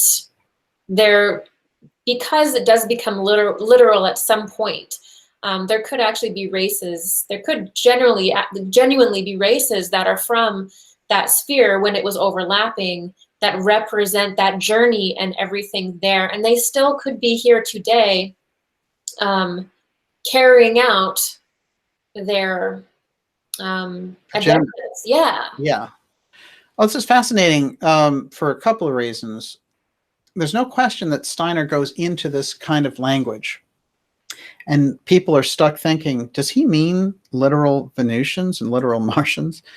And, going back into the period of Atlantis and the influx of these people. And one of the things that I found so fascinating about you when you were talking about this is you were seeing it all in terms of portals, that there were souls that were entering from these places, and that they were a different type, literally a different type of physical being.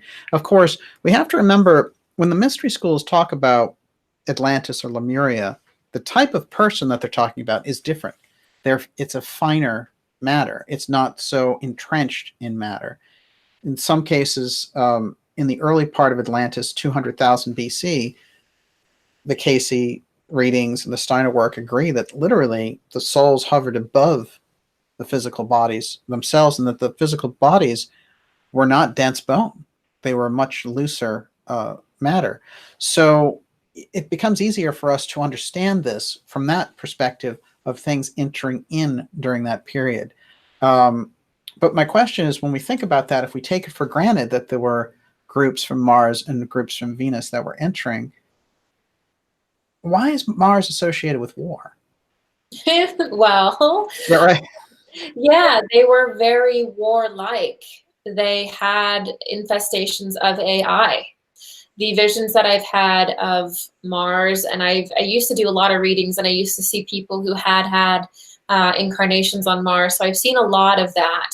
and even just in my own visioning and stuff, it was very metallic in feeling. The first thing you feel often connecting with Mars is a metallic energy in your mouth. Like it feels very metallic. And you see that they had been infested with AI, and it was something that they didn't beat.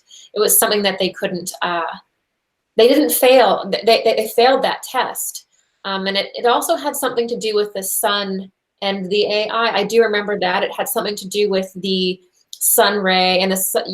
I won't go too esoteric, but it was to do with that energy, the combination of that. It is episode 50. You can it is episode 50. If you want. The sun was called Un then. That was the thing I was That's interesting. Yes. Un. And then so that whole drama is continued here.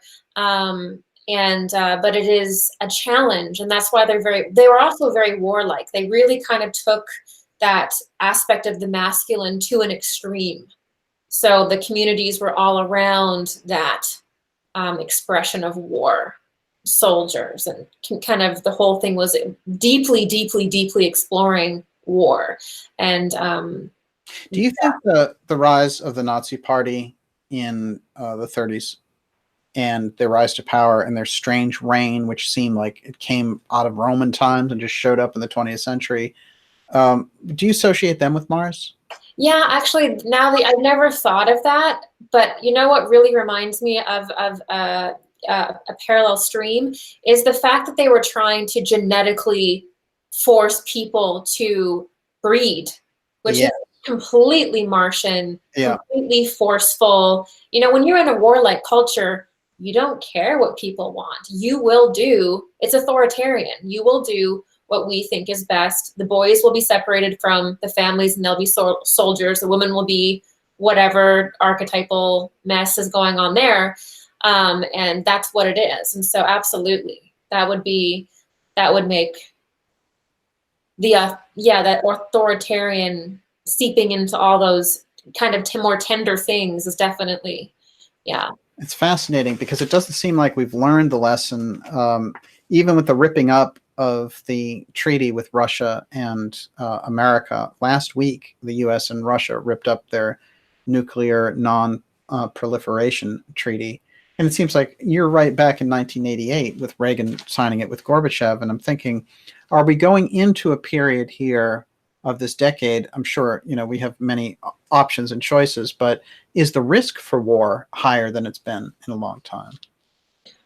I've never tuned into that, but there's a lot of saber rattling, and I think that there's been a lot of wrestling and a lot of power struggle going on. There's less power, and so they're forced to really hash it out, and so it's going into like that very destructive power struggle. But I think that through this, though, we're going to start seeing some key players coming out that we didn't know were involved in certain things, because it has to do this. It has to do this phase. We have to go through this phase, but I think it's going to reveal a lot of things that you're probably a little bit more aware of, but that other people really need to tune into. Oh, it's fascinating. We're here with Gigi Young. Everyone, it's X episode 50. It's our 1-year anniversary of the X Steganography show. Time flies here. And we're going to go into questions now, Miss Olivia, if you're ready. And one quick thing I want to add as you're getting those questions together is we did start this off by suggesting, where is Uranus and Neptune and all this? And I went out and found some context for this inside of Steiner's discussion it'll prove very interesting. But Miss Olivia, how's it going out there? It's going. Are you ready for a question? Sure. We have a great crowd tonight. I see a lot of familiar faces. Nish is out there. It's great to see you. And also we have a cult fan, Lee Veltman. Charlotte is out there. Mm-hmm. Excellent. Okay. Yeah. Far away. Gigi is ready.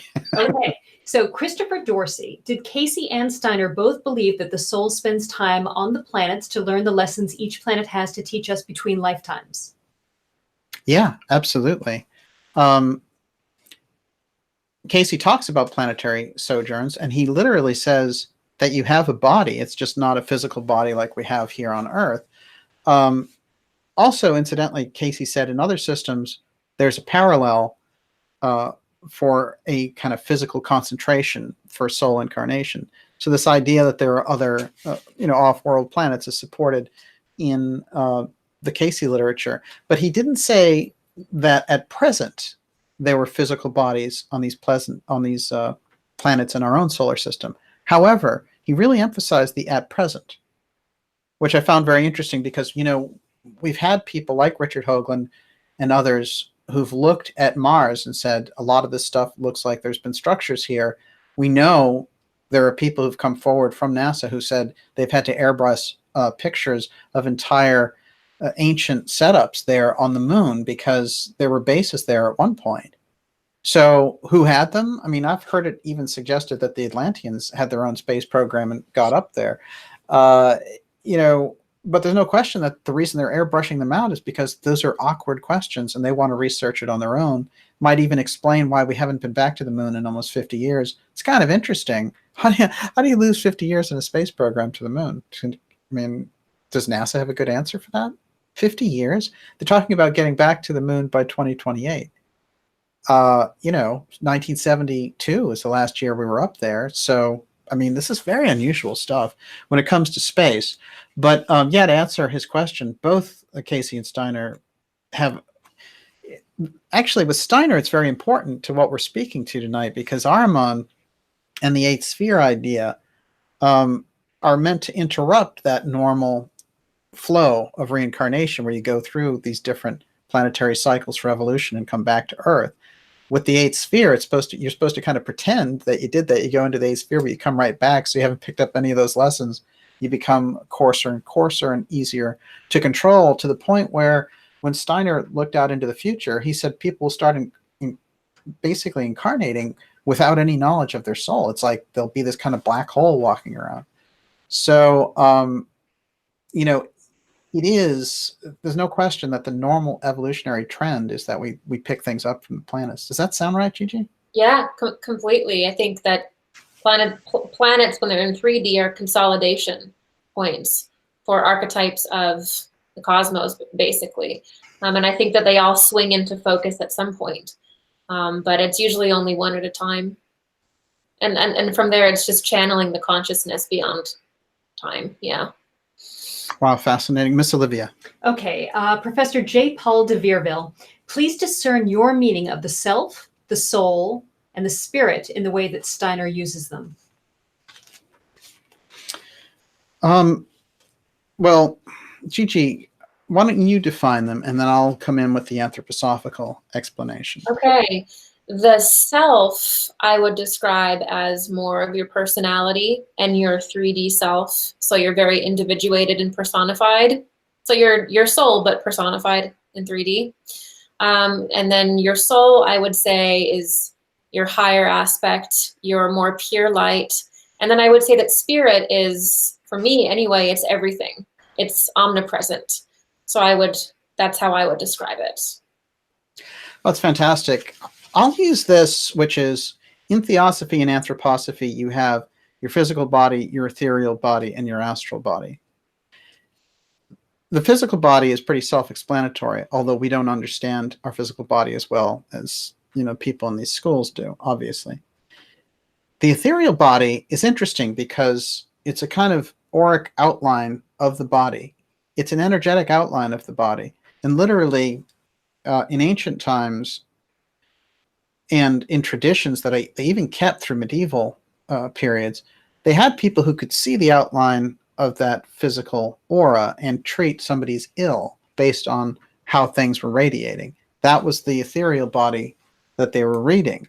And there were, traditions, and you see people moving into this with holistic training now, where they'll actually treat the etheric body, and the physical body will get the benefit of it. So if they're treating someone energetically, or you have all these different systems from Reiki to polarity that just work with the energy side, that's the etheric body.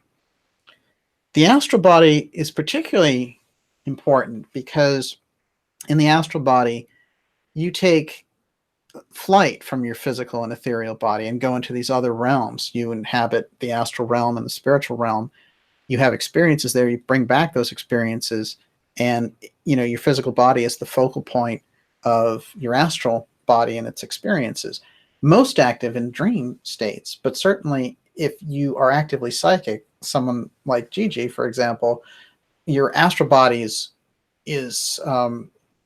much more advanced. Basically, your astral body is freer than it is in a normal person, and that's part of what you kind of incarnate with.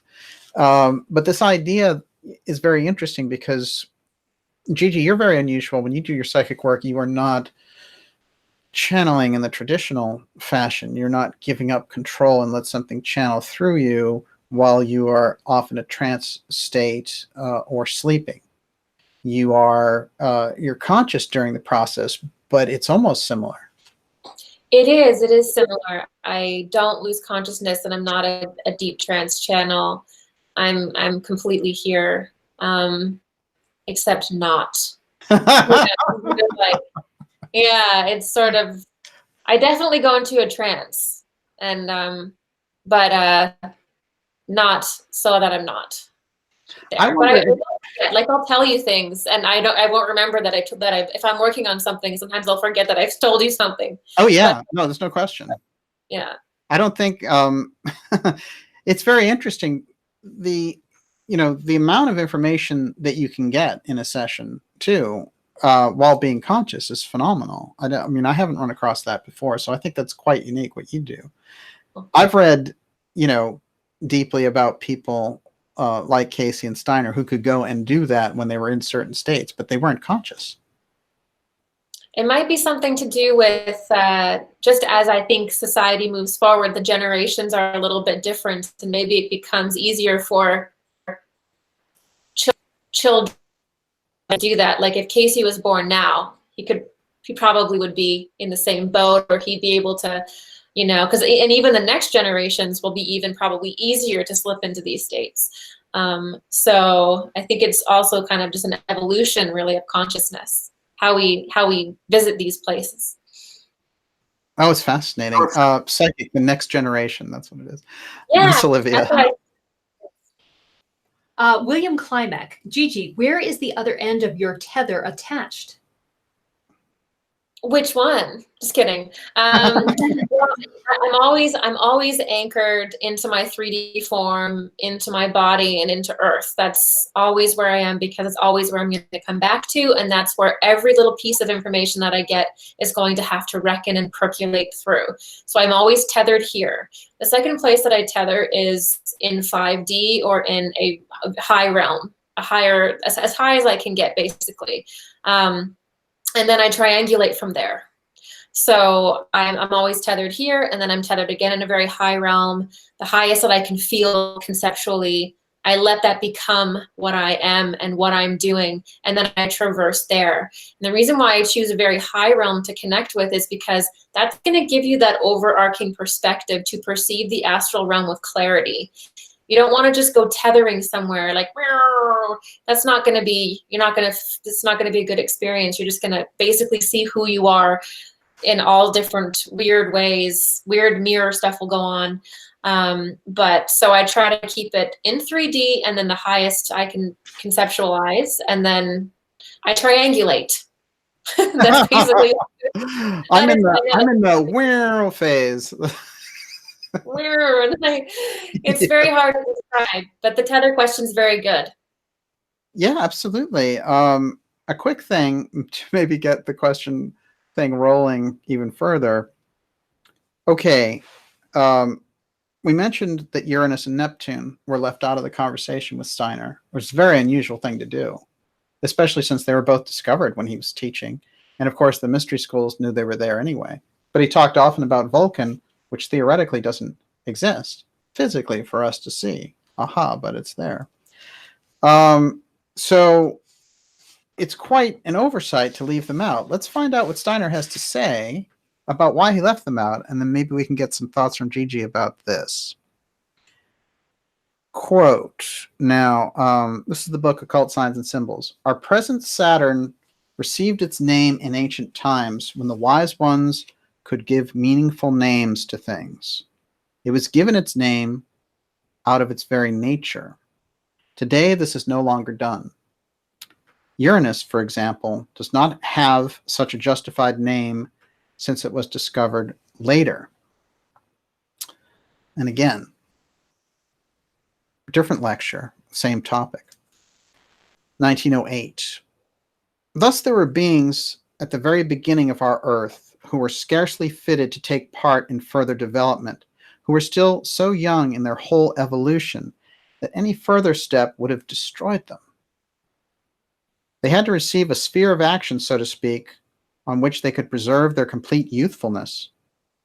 This scene of action was the cosmic body which we call Uranus, and which therefore has but slight connection with earthly existence. Uranus has become the theater for beings which had to remain at a very backward stage. How does that strike you? That makes oddly a lot of sense, because technically, if you have beings or you have consciousnesses that may be rolling off of the other spheres, they're going to need somewhere to circulate themselves, but they're going to be outside of the progressive spheres. They're going to be outside of like the Venus, Jupiter, Vulcan cycle. So maybe they'll come in the future. Maybe they're seeding. Maybe they're seeds. Like you said with the spheres, maybe they're like making their own thing. Yes. Yeah, they're going to be seeds. And they're going to swing into focus in the future or past, because time doesn't really matter here. But, they're going to swing into their own story when the story's written. But maybe it's not written right now. But we can see it because we're contributing to it. Wow, amazing. That's incredible. What's really interesting about that description is this whole idea that there were beings that Earth wasn't suited for at the time, and another staging ground had to be kind of developed for them to work this out. That whole concept, I think, is loaded. And it reminds me very much, there's a whole series of readings where Casey talks about the planets, and on one of them, he has dream experiences while he's doing his reading. So he's doing a reading and having a dream at the same time.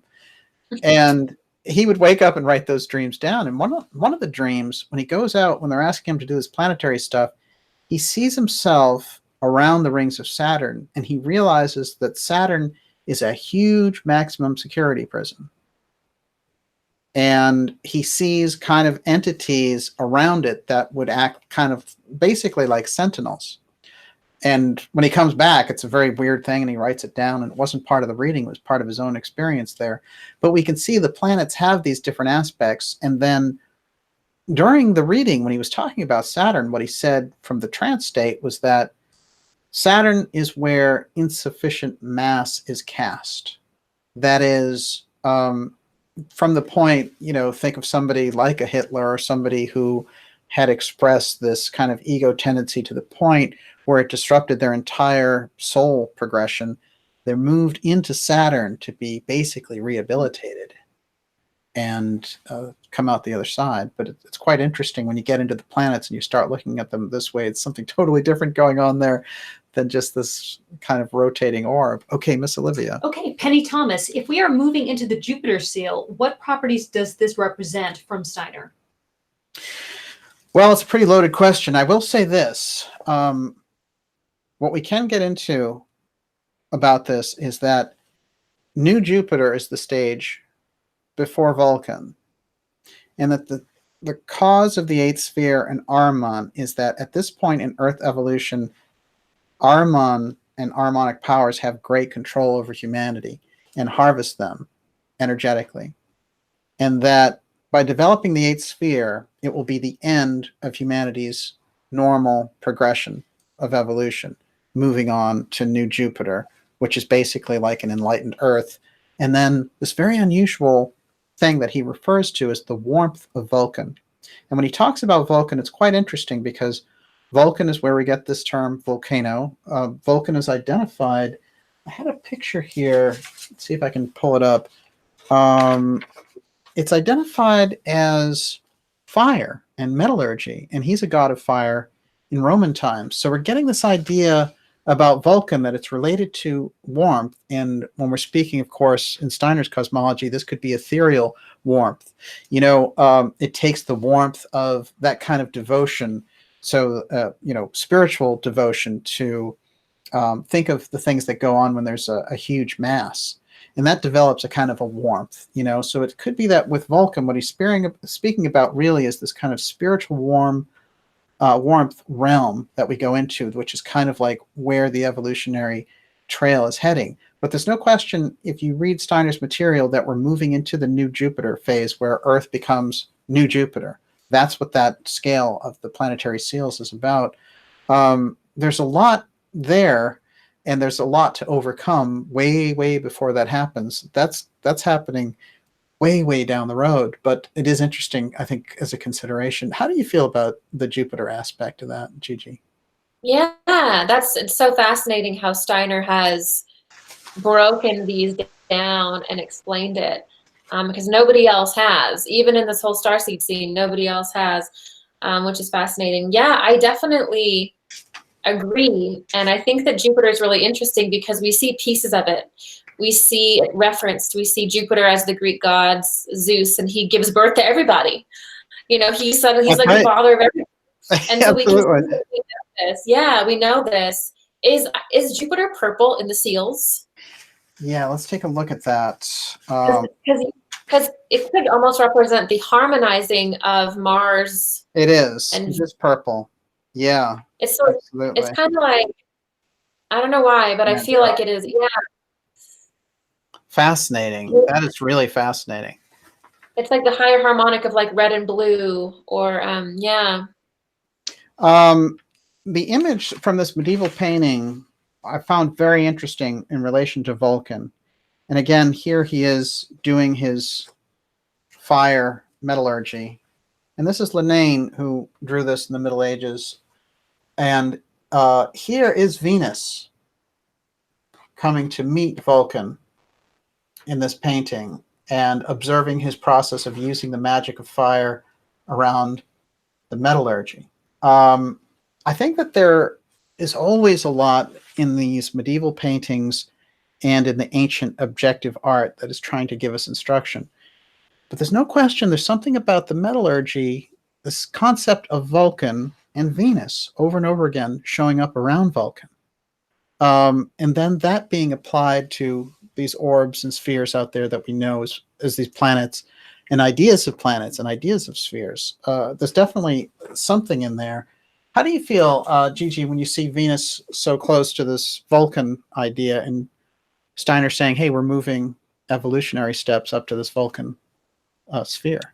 It's like Venus. It's like Vulcan is a higher form of Venus, in a way. But for whatever reason, when you showed me the picture, it reminded me of the center of the Earth and kind of the iron core crystal of the center of the Earth. And it looks like he's working with that mineral kingdom, that kind of iron mineral kingdom, right? So it's almost like he's crafting or creating the world. He's like in the inner earth, almost like crafting.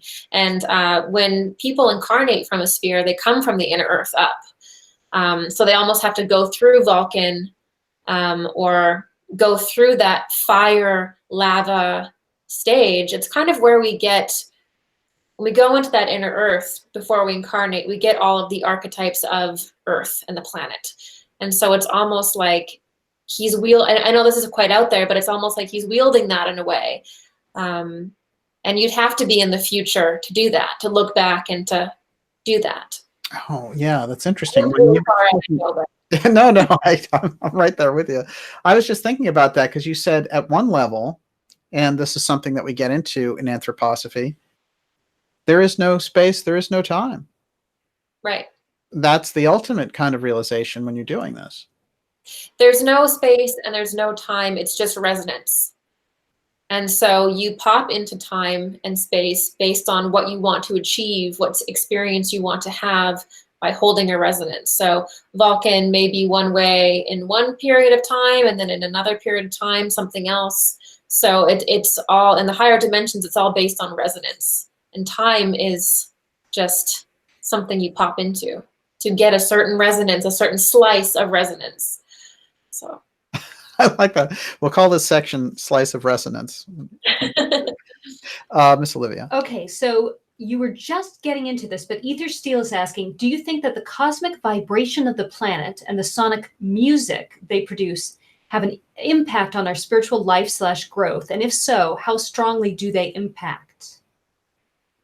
Well, the music of the spheres, instantly. Music, Gigi.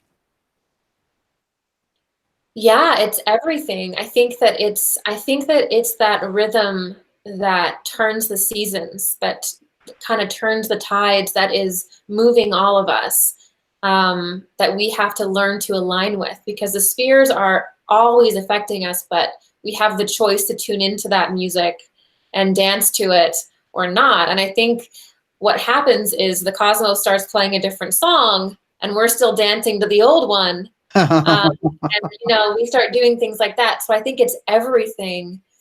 And I think that we hear it with our whole bodies, we hear it with our soul, and that's why we have to live with our soul and live from that place. Otherwise, because we sense the spheres, so deeply. So I think it's everything. I think we get out of rhythm unless we don't.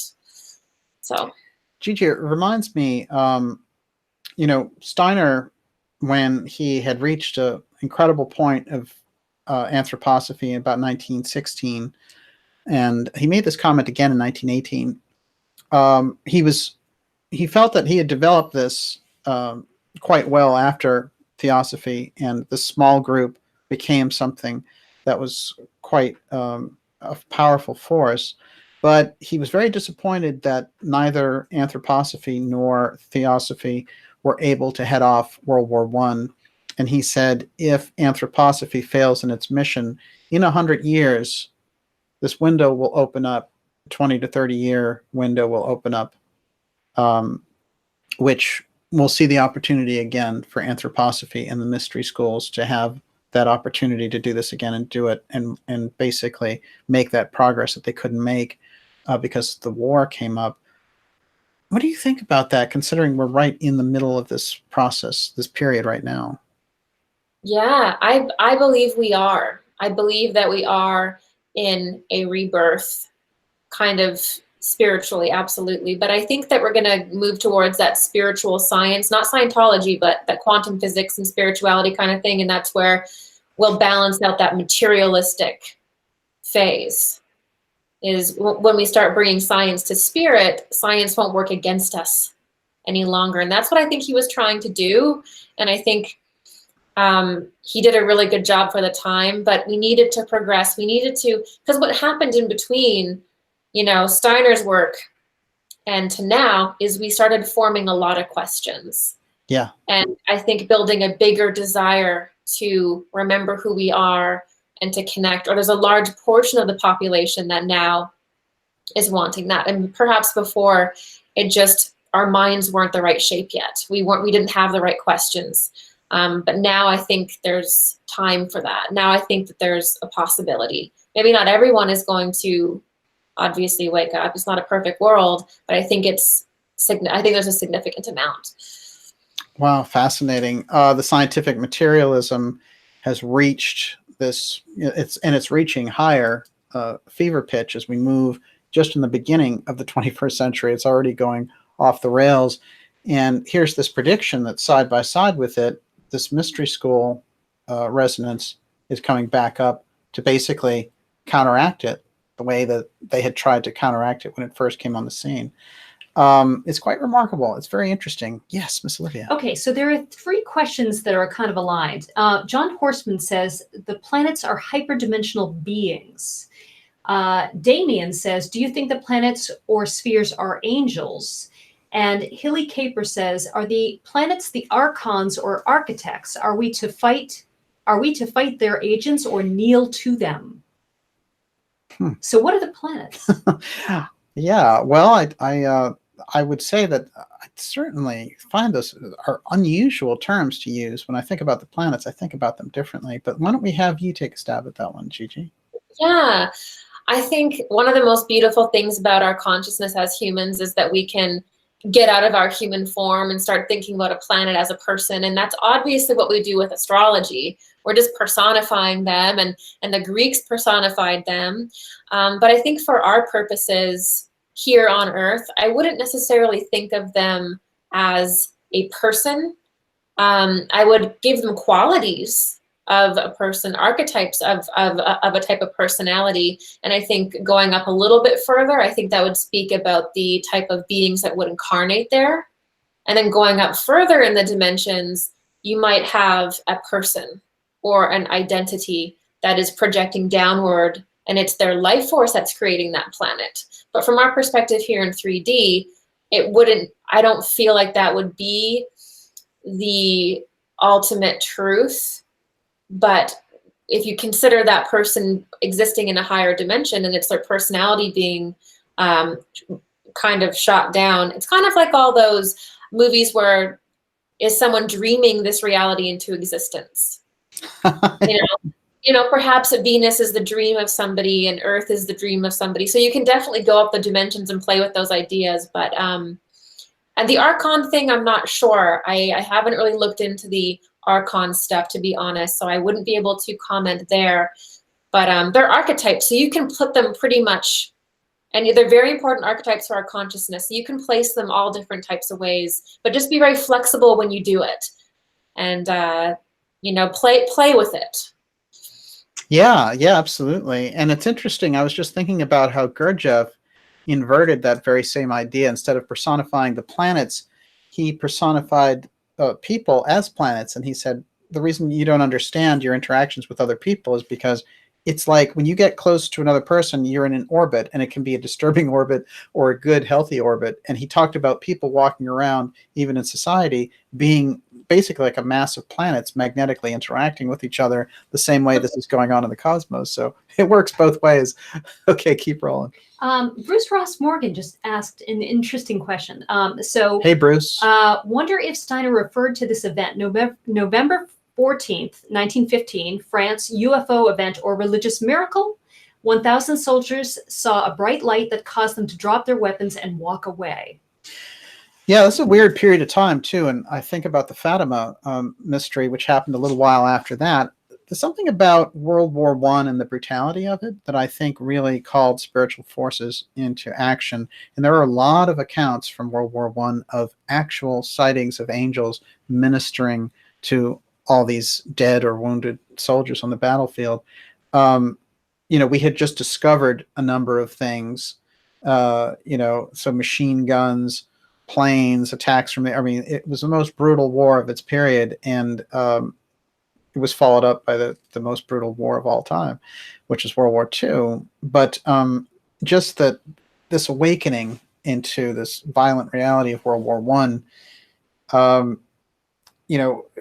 I wouldn't be surprised if a lot of those things were related on a spiritual level, breaking through and just trying to get us into a different place. And we know with the Fatima sighting, things like that, Gigi, that's kind of like the spiritual level breaking through to the physical, kind of breaking through that window, that invisible wall. Yeah, that would take incredible energy and love to do that. And it would be to create like a balancing point for humanity to not give up and to not lose themselves in darkness and in shadow. I'm not familiar with that November date or the thing, but I wouldn't be surprised if something was projecting downwards to say, keep going, don't forget that you're light. I'm sure it was just an Alliance spaceship keeping an eye, getting ready. Beam comes down. Exactly. It seems like very comfortable for you to go up and down in those craft, Gigi. Yes, it is. Got one out back. Well, everybody's going to want to know if you've ever seen a UFO, Gigi. It's the question we haven't asked, but it's episode 50. How about it? Yeah, I've seen a lot of UFOs. I have. I've had the pleasure, and I'm very lucky, very fortunate. I've seen a lot of different crafts. I've seen them as light. I've seen a lot of the time. Sometimes it's hard to discern from conscious if they're just consciousness or if they're physical. But I've seen my fair share. Is it safe to say that I think you mentioned to me once that you saw some regular standard aircraft chasing one at one point? Yeah, I have had that happen. That's pretty wild. Yeah, they know when interdimensionals start to come down and physicalize, they know, you know. So Early warning radar. Absolutely. yeah, I don't know how, you know. Miss Olivia, we'll take the last couple of questions. Okay, Kendall Weaver, is 5G the most powerful harmonic frequency the planet has experienced since Atlantis? I think they're getting there. How do you feel about that, Gigi? You've been able to tune in to that on an energetic perspective. Let's start with that.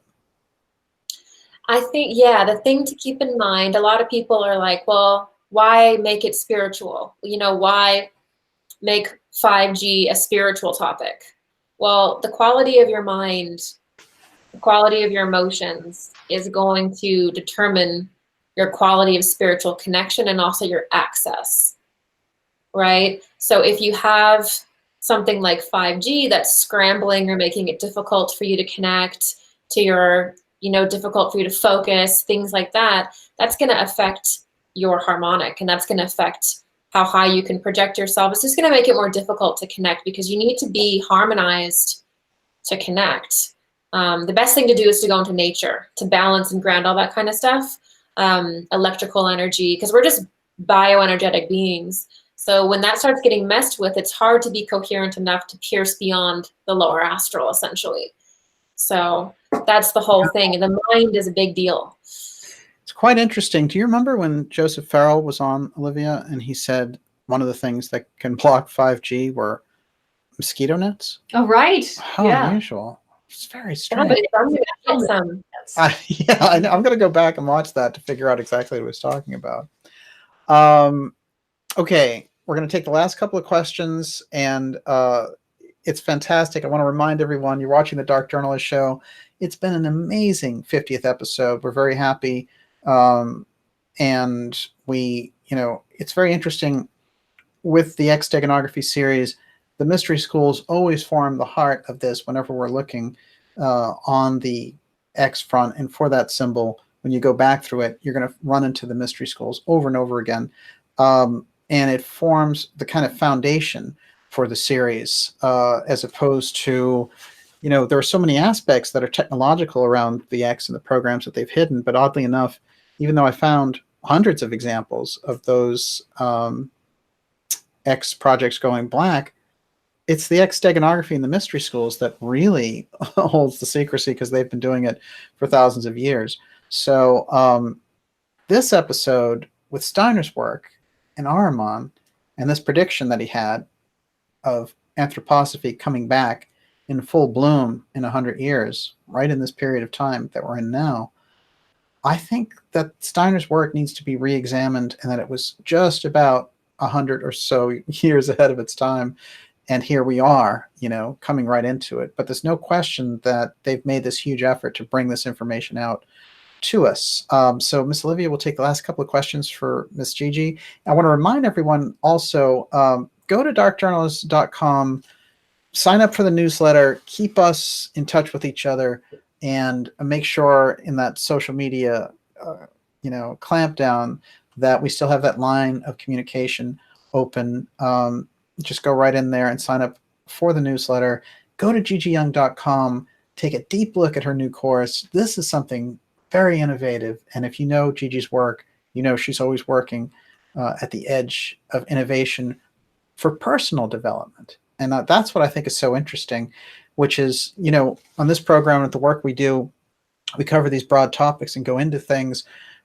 But what I like really when we go and look at Gigi's work is that she is working individually, and people are getting individual benefit from learning those things. And so these courses are certainly quite unique. And so I highly recommend that at gigiyoung.com. And off to you, Miss Olivia. Okay, so Professor de Vierville again. What would you both consider a successful outcome of Steiner's spiritual science? That's a good question. Gigi, we'll start with you.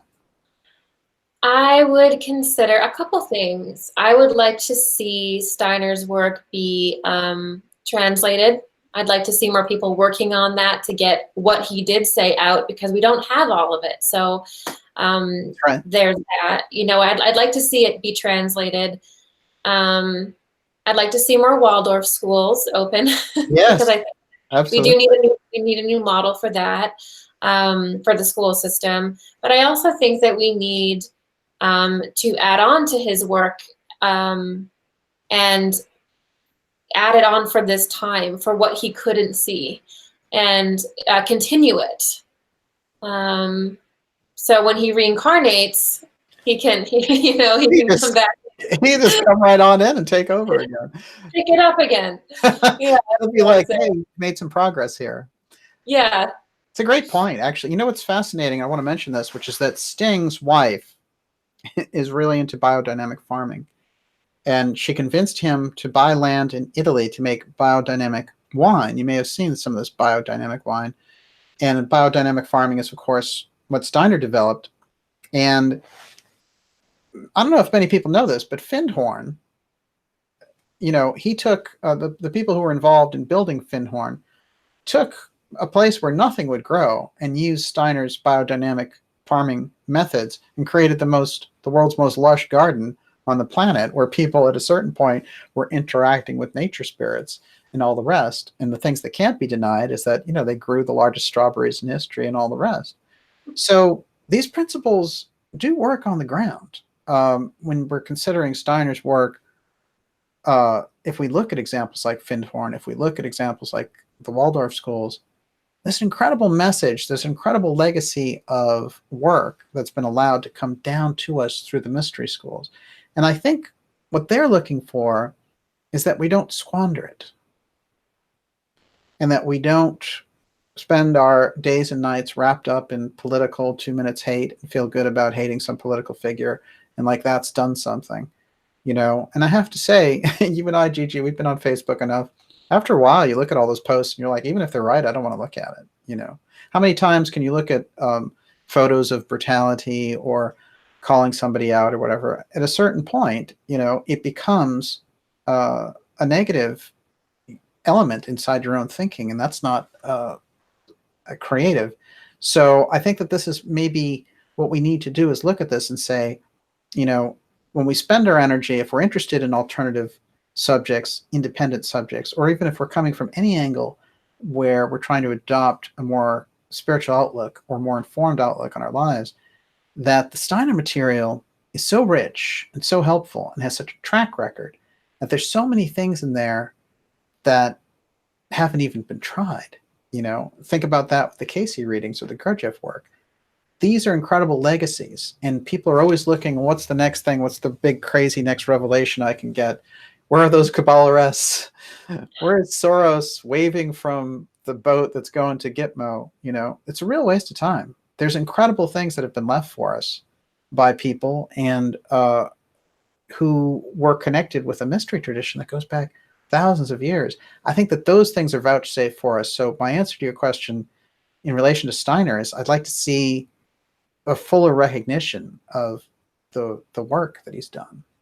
Absolutely. So Gigi, you had that on the head. Hit that right on the head. Nicely done. Miss Olivia. Okay. Gigi K, where does the Earth fall in the scheme of all of this? The Earth is a dream.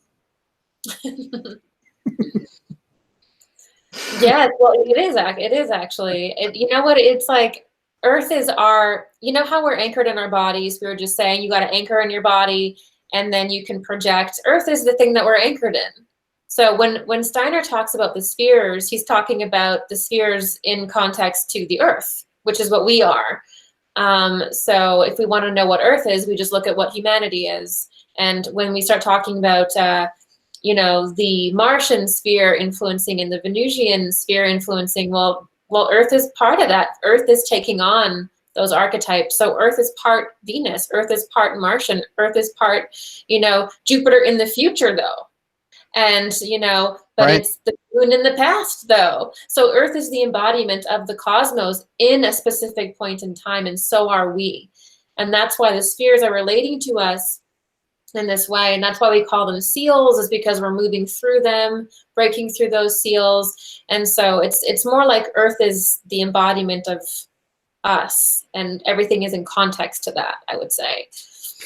Fascinating. What's remarkable about that is I would say Earth is the greatest experiment of any of the other spheres that have been tried and any of the other conditions. It is the focal point meeting of physical, mental, and spiritual forces. And the interaction of those forces can show us our place, as we are right in the middle of it. So there's no doubt there's an incredible dynamic place that we occupy on the Earth. And for those transhumanist movements that are so anti-human and like, oh, couldn't we just get humanity off the planet? It would be so much better off and all the rest of it. No, if you look at the mystery school tradition, there's been an incredible effort to try and create the proper conditions for humanity and the incredible things that humanity has as a gift for the rest of the universe. So quite a remarkable place. We'll take one more question, Miss Olivia. You're up. All right. So this is going to be an X question that I saved from yesterday. Okay, from a cult fan. Can such a thing as Ordeal X be related to the mystery school tradition of a candidate experiencing a place between life and death in order to reveal to them that they are in fact eternal beings? By extension, is the X representing the phenomena of two worlds, spirit and earthly or mundane, combined/overlapping? After all, we are truly spiritual beings having a human experience, right? And is the place where they meet Apotheum? Well, it's all very interesting. First of all, one thing I would say about this is when you're talking about that struggle that somebody has when they are taking on something like a mystery training and it shows them that space between life and death, whenever somebody makes a choice in their daily life to sacrifice something, so if you sacrifice a certain amount of time to help someone else out with something, you remember the Search for God groups, they were looking for all these things from Casey, and they wanted, how do I awaken my third eye? All these things. And the instructions he gave them were to push elderly people on Virginia Beach, to put them in the right state of mind because they've done a certain amount of service. So the two principles of attunement with service balanced each other out. And they were always arm in arm when you look into the mystery school history and you look into these teachers and what they're telling us.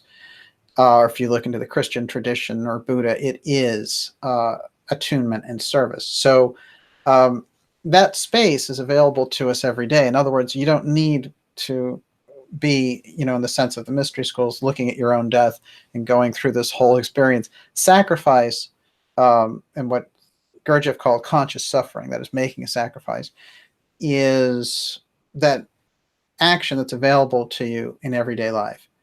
And that I think is valuable because it's a daily affirmation that you're interacting with that energy where you are rejecting comfort in that sense, but you're not going to some extreme of saying, well, I'm going to put myself through this ordeal and stay in a cave for 40 days to see if I have a spiritual awakening. We've had people who've done that. Look at Muhammad, look at these different spiritual teachers. But I would say that experience, the one thing that we can learn from the Steiner and the Gurdjieff tradition, is that experience is available to us daily. And that's really what I think they're driving at. But the great archetype is some of these great trials and travails that you would go through if you were going into a mystery school, very much like going into the military and the types of things that they would expect you to sacrifice in order to be a good soldier. So it's quite remarkable when you get into schoolwork from its, and when I speak of schoolwork, mystery schoolwork, from its truest place, it seems like the more effort that you make outside of your comfort zone, the more progress it seems that is available to you. So you are no longer the plaything of your own weaknesses in that sense. And I think that's the first level of mystery school work. In terms of Apotheum, I would say this, and it's good that we're talking about Apotheum in the 50th episode. Apotheum is largely a reality distortion field that came about as some kind of gigantic distortion physically and spiritually with the Atlanteans. However, as a kind of runaway physics that we see over and over again when it comes to UFO encounters, for example, where there's missing time, or where it shuts down power plants or shuts down nuclear missile sites or whatever it is. There's something that plays off against our own physical dimensional characteristics when those things show up. There's no question that that is what the X guards against, which is the unleashing of this sort of contrary physics, this runaway reality distortion field. The Greeks used the word apotheum back there, but it's a word that shows up here and there, and it's not even, if you look up apotheum right now, you're not going to find it. You'd have to dig deep. And when I saw it, somehow it clicked with me that that was the word to use for this particular state of things. By the way, our most modern example of apotheum is the UFO experience, where people just lose time. Suddenly they see themselves abducted through walls and things like that. I mean, that's a completely different physics that's in operation. So it's very important, I think, understanding the larger picture of apotheum whenever those supernatural or supernormal experiences pop up. Great question. We'll take one more because you are the question. Okay. Well, Scott Balancer wanted to know how best to meditate on the planetary seals. Gigi.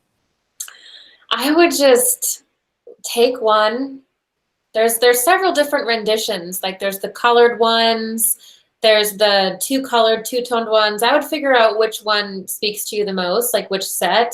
And then I would just sit, kind of gaze at it, honestly. I would just do like a gazing meditation with it. You could also try to close your eyes and recreate it in your mind. But remember that go ahead. Yeah, no, I really like that. That's a great idea. Yeah, but keep in mind that if you're looking for answers from it, or you're looking to see like a Venusian being, or like it may come days after the fact. Because when you start looking at symbols like this and meditating, it can take a while to percolate into your 3D consciousness. So when you look at the seal, I feel different when I look at the seals. It's almost like something is starting to awaken just by viewing it. Yeah. So it could, like, you could get something right away if it's ready to pop, but then it could also be days or weeks and something could come in. It just depends on where you're soft and where you're hard, you know, if it can get through. So yes. Where would you start? Which planet? Would you just use your intuition to figure out which one you're drawn to? I always suggest that, because I'm a spontaneous person. So I would always suggest to trust whatever's standing out to you. But they're also in sequence. Steiner gives them in a sequence too, but that would probably be a different type of meditation. What do you think? What would you do? I would be intuitive. Well, I have to say, Gigi, I'd be inclined to take meditation advice from you. There's no question about it. So I like that a lot. And if anything, some of the greatest advice you've ever given me is, and it was pretty funny too, because you were saying, is there like a lot of electronics in your room? You know, I was like, this is going to be a bad part of the conversation because my room is just covered in electronic junk. But I do think it's interesting with the planets, which is we're getting out of that controlled kind of media or entertainment reality when we're thinking about them. Steiner left them there.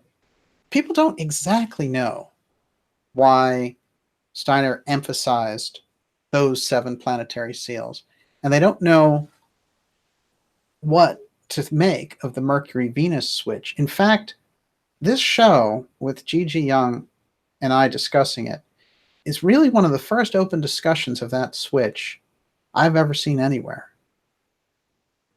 There's a few curious references in academia over time for people interested in anthroposophy, but this is quite something when you think about it.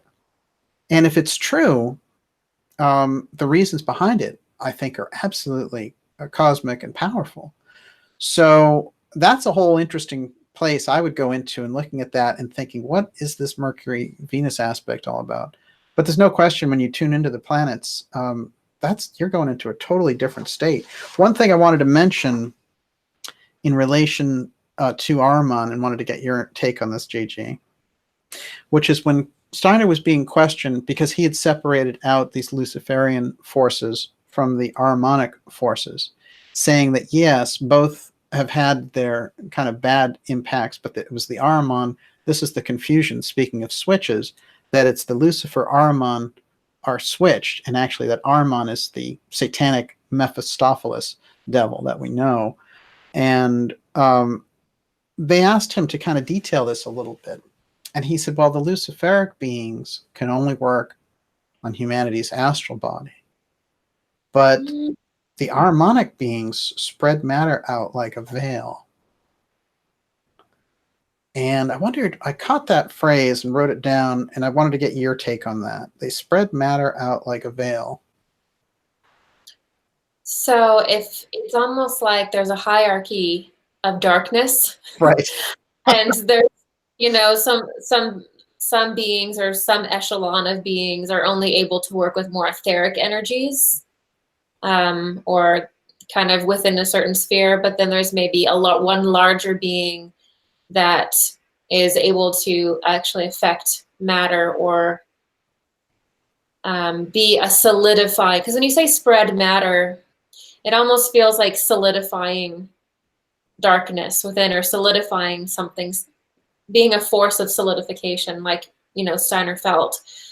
So probably a figurehead that is overarching and that is pushing and maybe controlling and using whatever power that this individual does have, this esoteric being does have, to really physicalize the darkness, or really bring that into a more physical form, is how I would take it.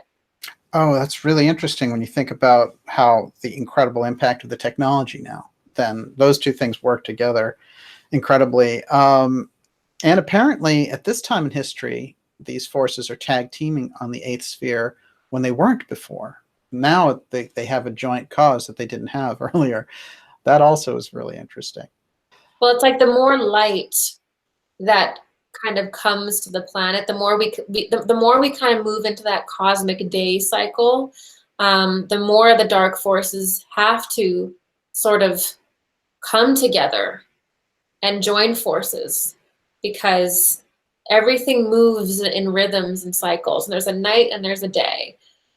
And we were in a really bad night. We were kind of in this darker period, you know, our Kali Yuga cycle. And so they're going to have, they can kind of fight amongst themselves, because, you know, they can, but as we start shifting and there's an opportunity for light, like Steiner said, you know, there'll be this opportunity for light.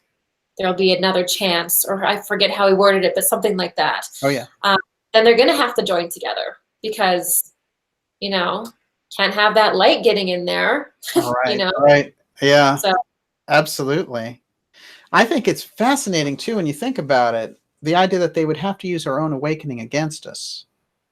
And that's the tricky part, because we do see quite a bit of that, of people saying, hey, I'm red pilled, but they become 24/7 addicted to this 2 minutes hate idea from 1984, where, you know, in the 1984 book, they'd go there before these huge screens, all these people would gather and hate at Goldstein, who was the enemy of the party or whatever. And then they'd feel relaxed, they'd go away in this brainwashed state.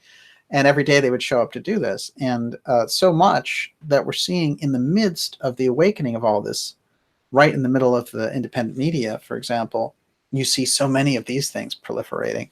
And that's a real danger, because it can split this energy that's required for that higher vision. oh yeah, and there's a difference also between, you know, intellectual intellectual knowledge and being able to regurgitate facts and talk about a mystery school teaching or talk about esoterica, and actually having actually living it. And so that's what we're seeing as well, is that mimicry and just kind of, I'm woke, but only on an intellectual level. Like I understand 40% more than I did last year. I understand, it's in my mind now. I'm aware, but nothing is integrated into the soul. Nothing's integrated into the being. So that's yeah. a real danger. That is a real danger. Yeah. And that's sort of like feeling like you're eating, but there's no nutrition in the food. Yes, and then the distraction is like the 2 minutes hate, where you just keep yourself super emotionally stimulated and like overwhelmed, but you feel like you know more. You feel like you're more aware. So it's kind of like the emotions and the mind are working against one another, where you feel like you're so much smarter, but then you're completely emotionally exhausted all the time. So it's kind of like an inversion of the mind and the emotional body. You know, rather than go inward, you're blaming someone else. And when someone else gets arrested, it's somehow going to be redemption for you. You know, it's sort of this strange, Wow. it's a strange version, you know. Olivia's giving me a thumbs up over Going, here. For the, that's me. That's me. Like, No, me too. you know, when you say go within, I'm just curious because I haven't meditated in years, and I am going to start. And you know, I consider myself woke to a degree, but I'm off balance. You know, I'm disturbed and drained from knowing too much. So, what would you say? And I know a lot of the audience members are as well. To start self-nurturing, to kind of build up a sense of comfort in the universe. Well, I would say this about you, though, which is that you're overwhelmed with things, but you have incredible understanding of it. So it's a little different. You're not the example that we were talking about. Well, but I hear what you're I'm saying. my own version of that. You're hard on yourself. Yes. You're hard on yourself, and you're actually a lot more spiritual than you think you are. And you're actually a lot more connected than you think you are. And I think that you're your own worst enemy there. And the first thing I would clear up is just giving yourself the credit that you deserve, and really sitting in that and really feeling that and really knowing that. I also feel like you're super empathic, and I think that you're picking up more stuff. And so I would really focus on nature, being in nature, and allowing nature to just draw everything out of you. Also, you have to do your art. You have to do things that you love, because they imbue you with the fire of who you are. And once you're imbued with your soul and the fire of who you are, you meditate a lot easier. It's really, really hard to meditate or to go inward and to feel yourself when you haven't done something that you love. It's just a lot harder. Well, and Olivia, you're a terrific artist, so that's a real... Yes, and I really have not had an outlet for my creativity. There you go. You need the outlet. You have to do your art every day. You have to do it every day, something artistic, even if it's looking at somebody else's art, and getting that flicker in. And then just start sinking into it and just letting go and just sinking in deeper and deeper. I mean, even listen to binaural beats, do whatever you can to just let go. And 5 minutes is great. Does not have to be some pretentious, thing at all. 5 minutes is great. 5 minutes in the morning is great. 5 minutes in the afternoon is great. And your body will remember as well. Like when you begin a little tiny meditation practice, it gets easier every time. Your first few times are the hardest, but. Wow, fascinating. And you just reminded me of this incredible link that we have to Maureen C Berg's story. And she's an incredible writer for Psychology Today. I don't know if she's out there tonight, but just incredible. But she did an article on Hilma of Klint, and she, of course, was an anthroposophical artist, and Steiner had said to her, hold off on releasing your work for 50 years because basically the world wasn't ready to absorb the spiritual teaching inside of that artwork, and it is quite remarkable. Olivia's going to put up, go ahead, you put it up again. Okay. It's the Psychology Today article, and it was great because, there's so many interesting things, and there's so many angles that she came in on it with, and I'm in there actually talking to her about the mystery school aspect of this, and there's so much obviously associated with anthroposophy and Klint that I think that this is a remarkable place to start in looking at that, and Maureen's own incredible interest in this. So everyone should check that article out. The link is there in the chat. Thank you so much, everyone. An incredible 50th episode with Gigi Young on Rudolf Steiner. Yes, Miss Olivia? I just wanted to throw in a last minute question. Okay, so Anxious Squirrel, great name, says, in which book does Steiner discuss the switch? Well, it's interesting. It's not one particular book, but it's mentioned in Egyptian Myths and Mysteries, and it's mentioned in the Mystery of St. John also. But you can definitely find the essential Steiner outline in an outline of occult science. He gives his kind of baseline impression of his teaching, and the planets are in there. But then when you go further and you look into books like Cosmic Memory and Egyptian Myths and Mysteries, then these strange things start to pop up about this very, very unusual. We do not know the dimensions of this switch and exactly what's involved or why it was done, but I think this is a powerful place. And the fact that he put it out there meant that we were meant to look into it. You know, he's putting it out there and basically saying, I'm not going to tell you anymore, but here, I'm going to tell you this much and you can follow up. So it is, I think, a remarkable thing to track down. Amazing stuff on Steiner's Planetary Seals revealed.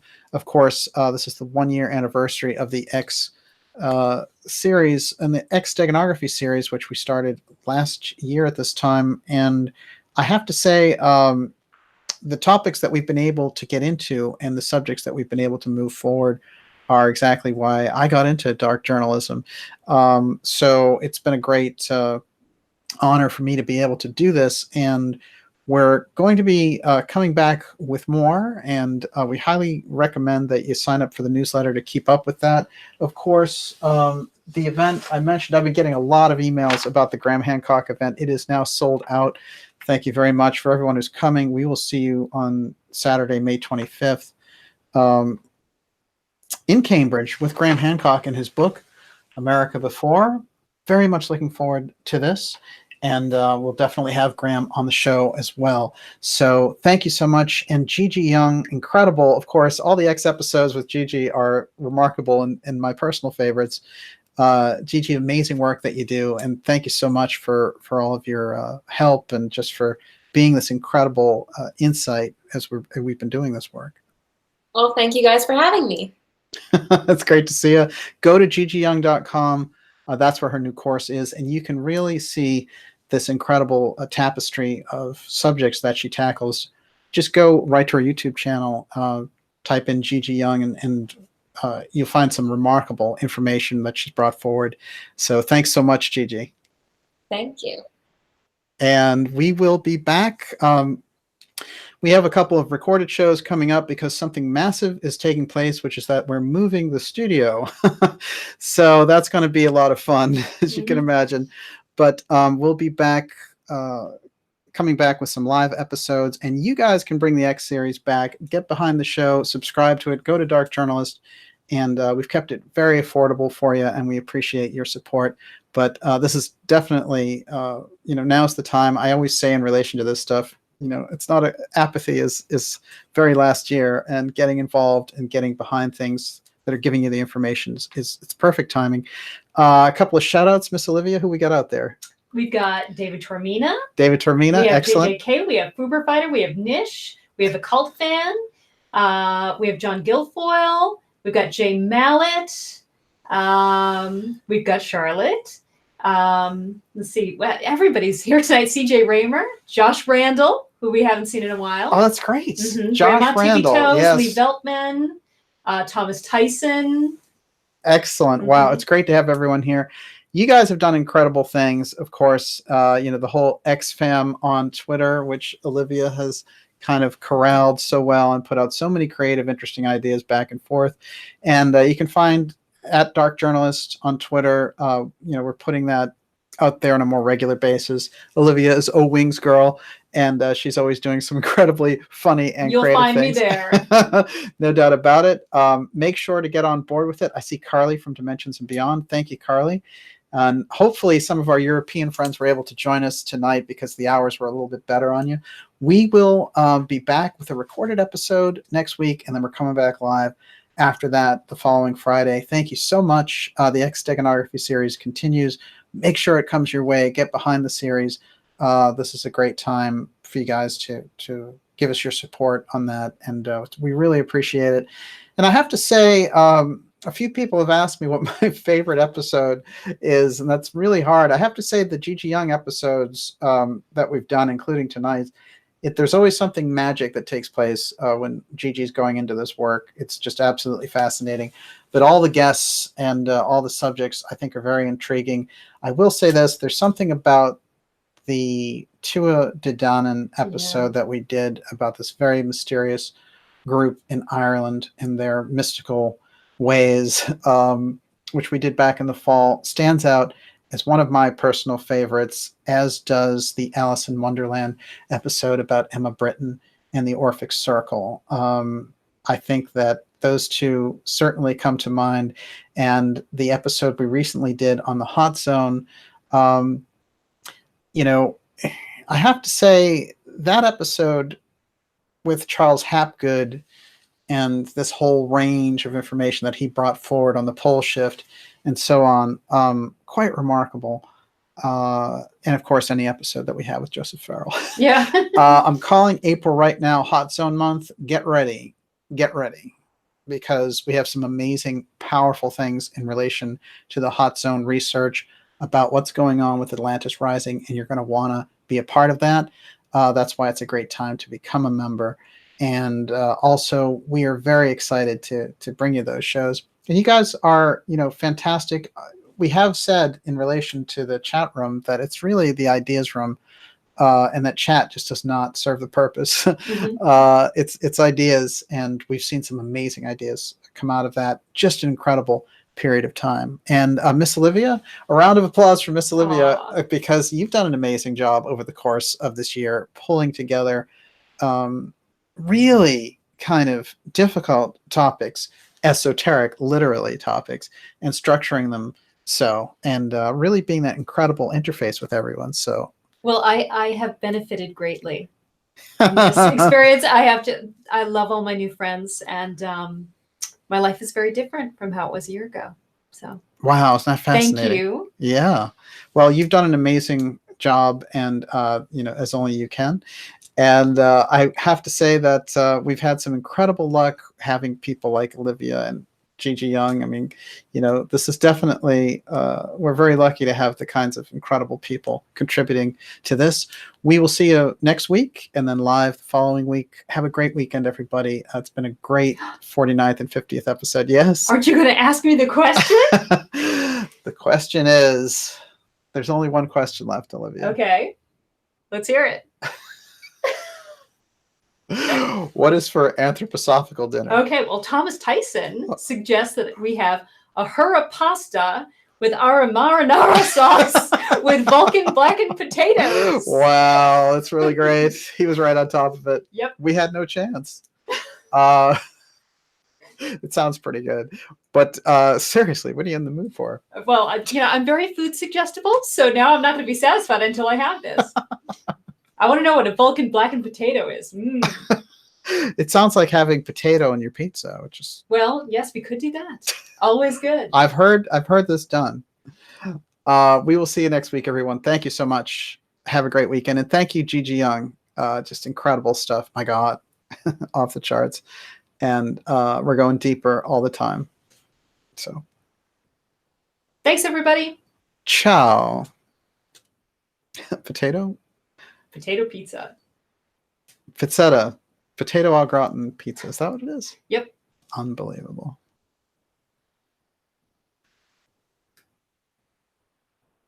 Interesting. Continue broadcast. That's a weird one.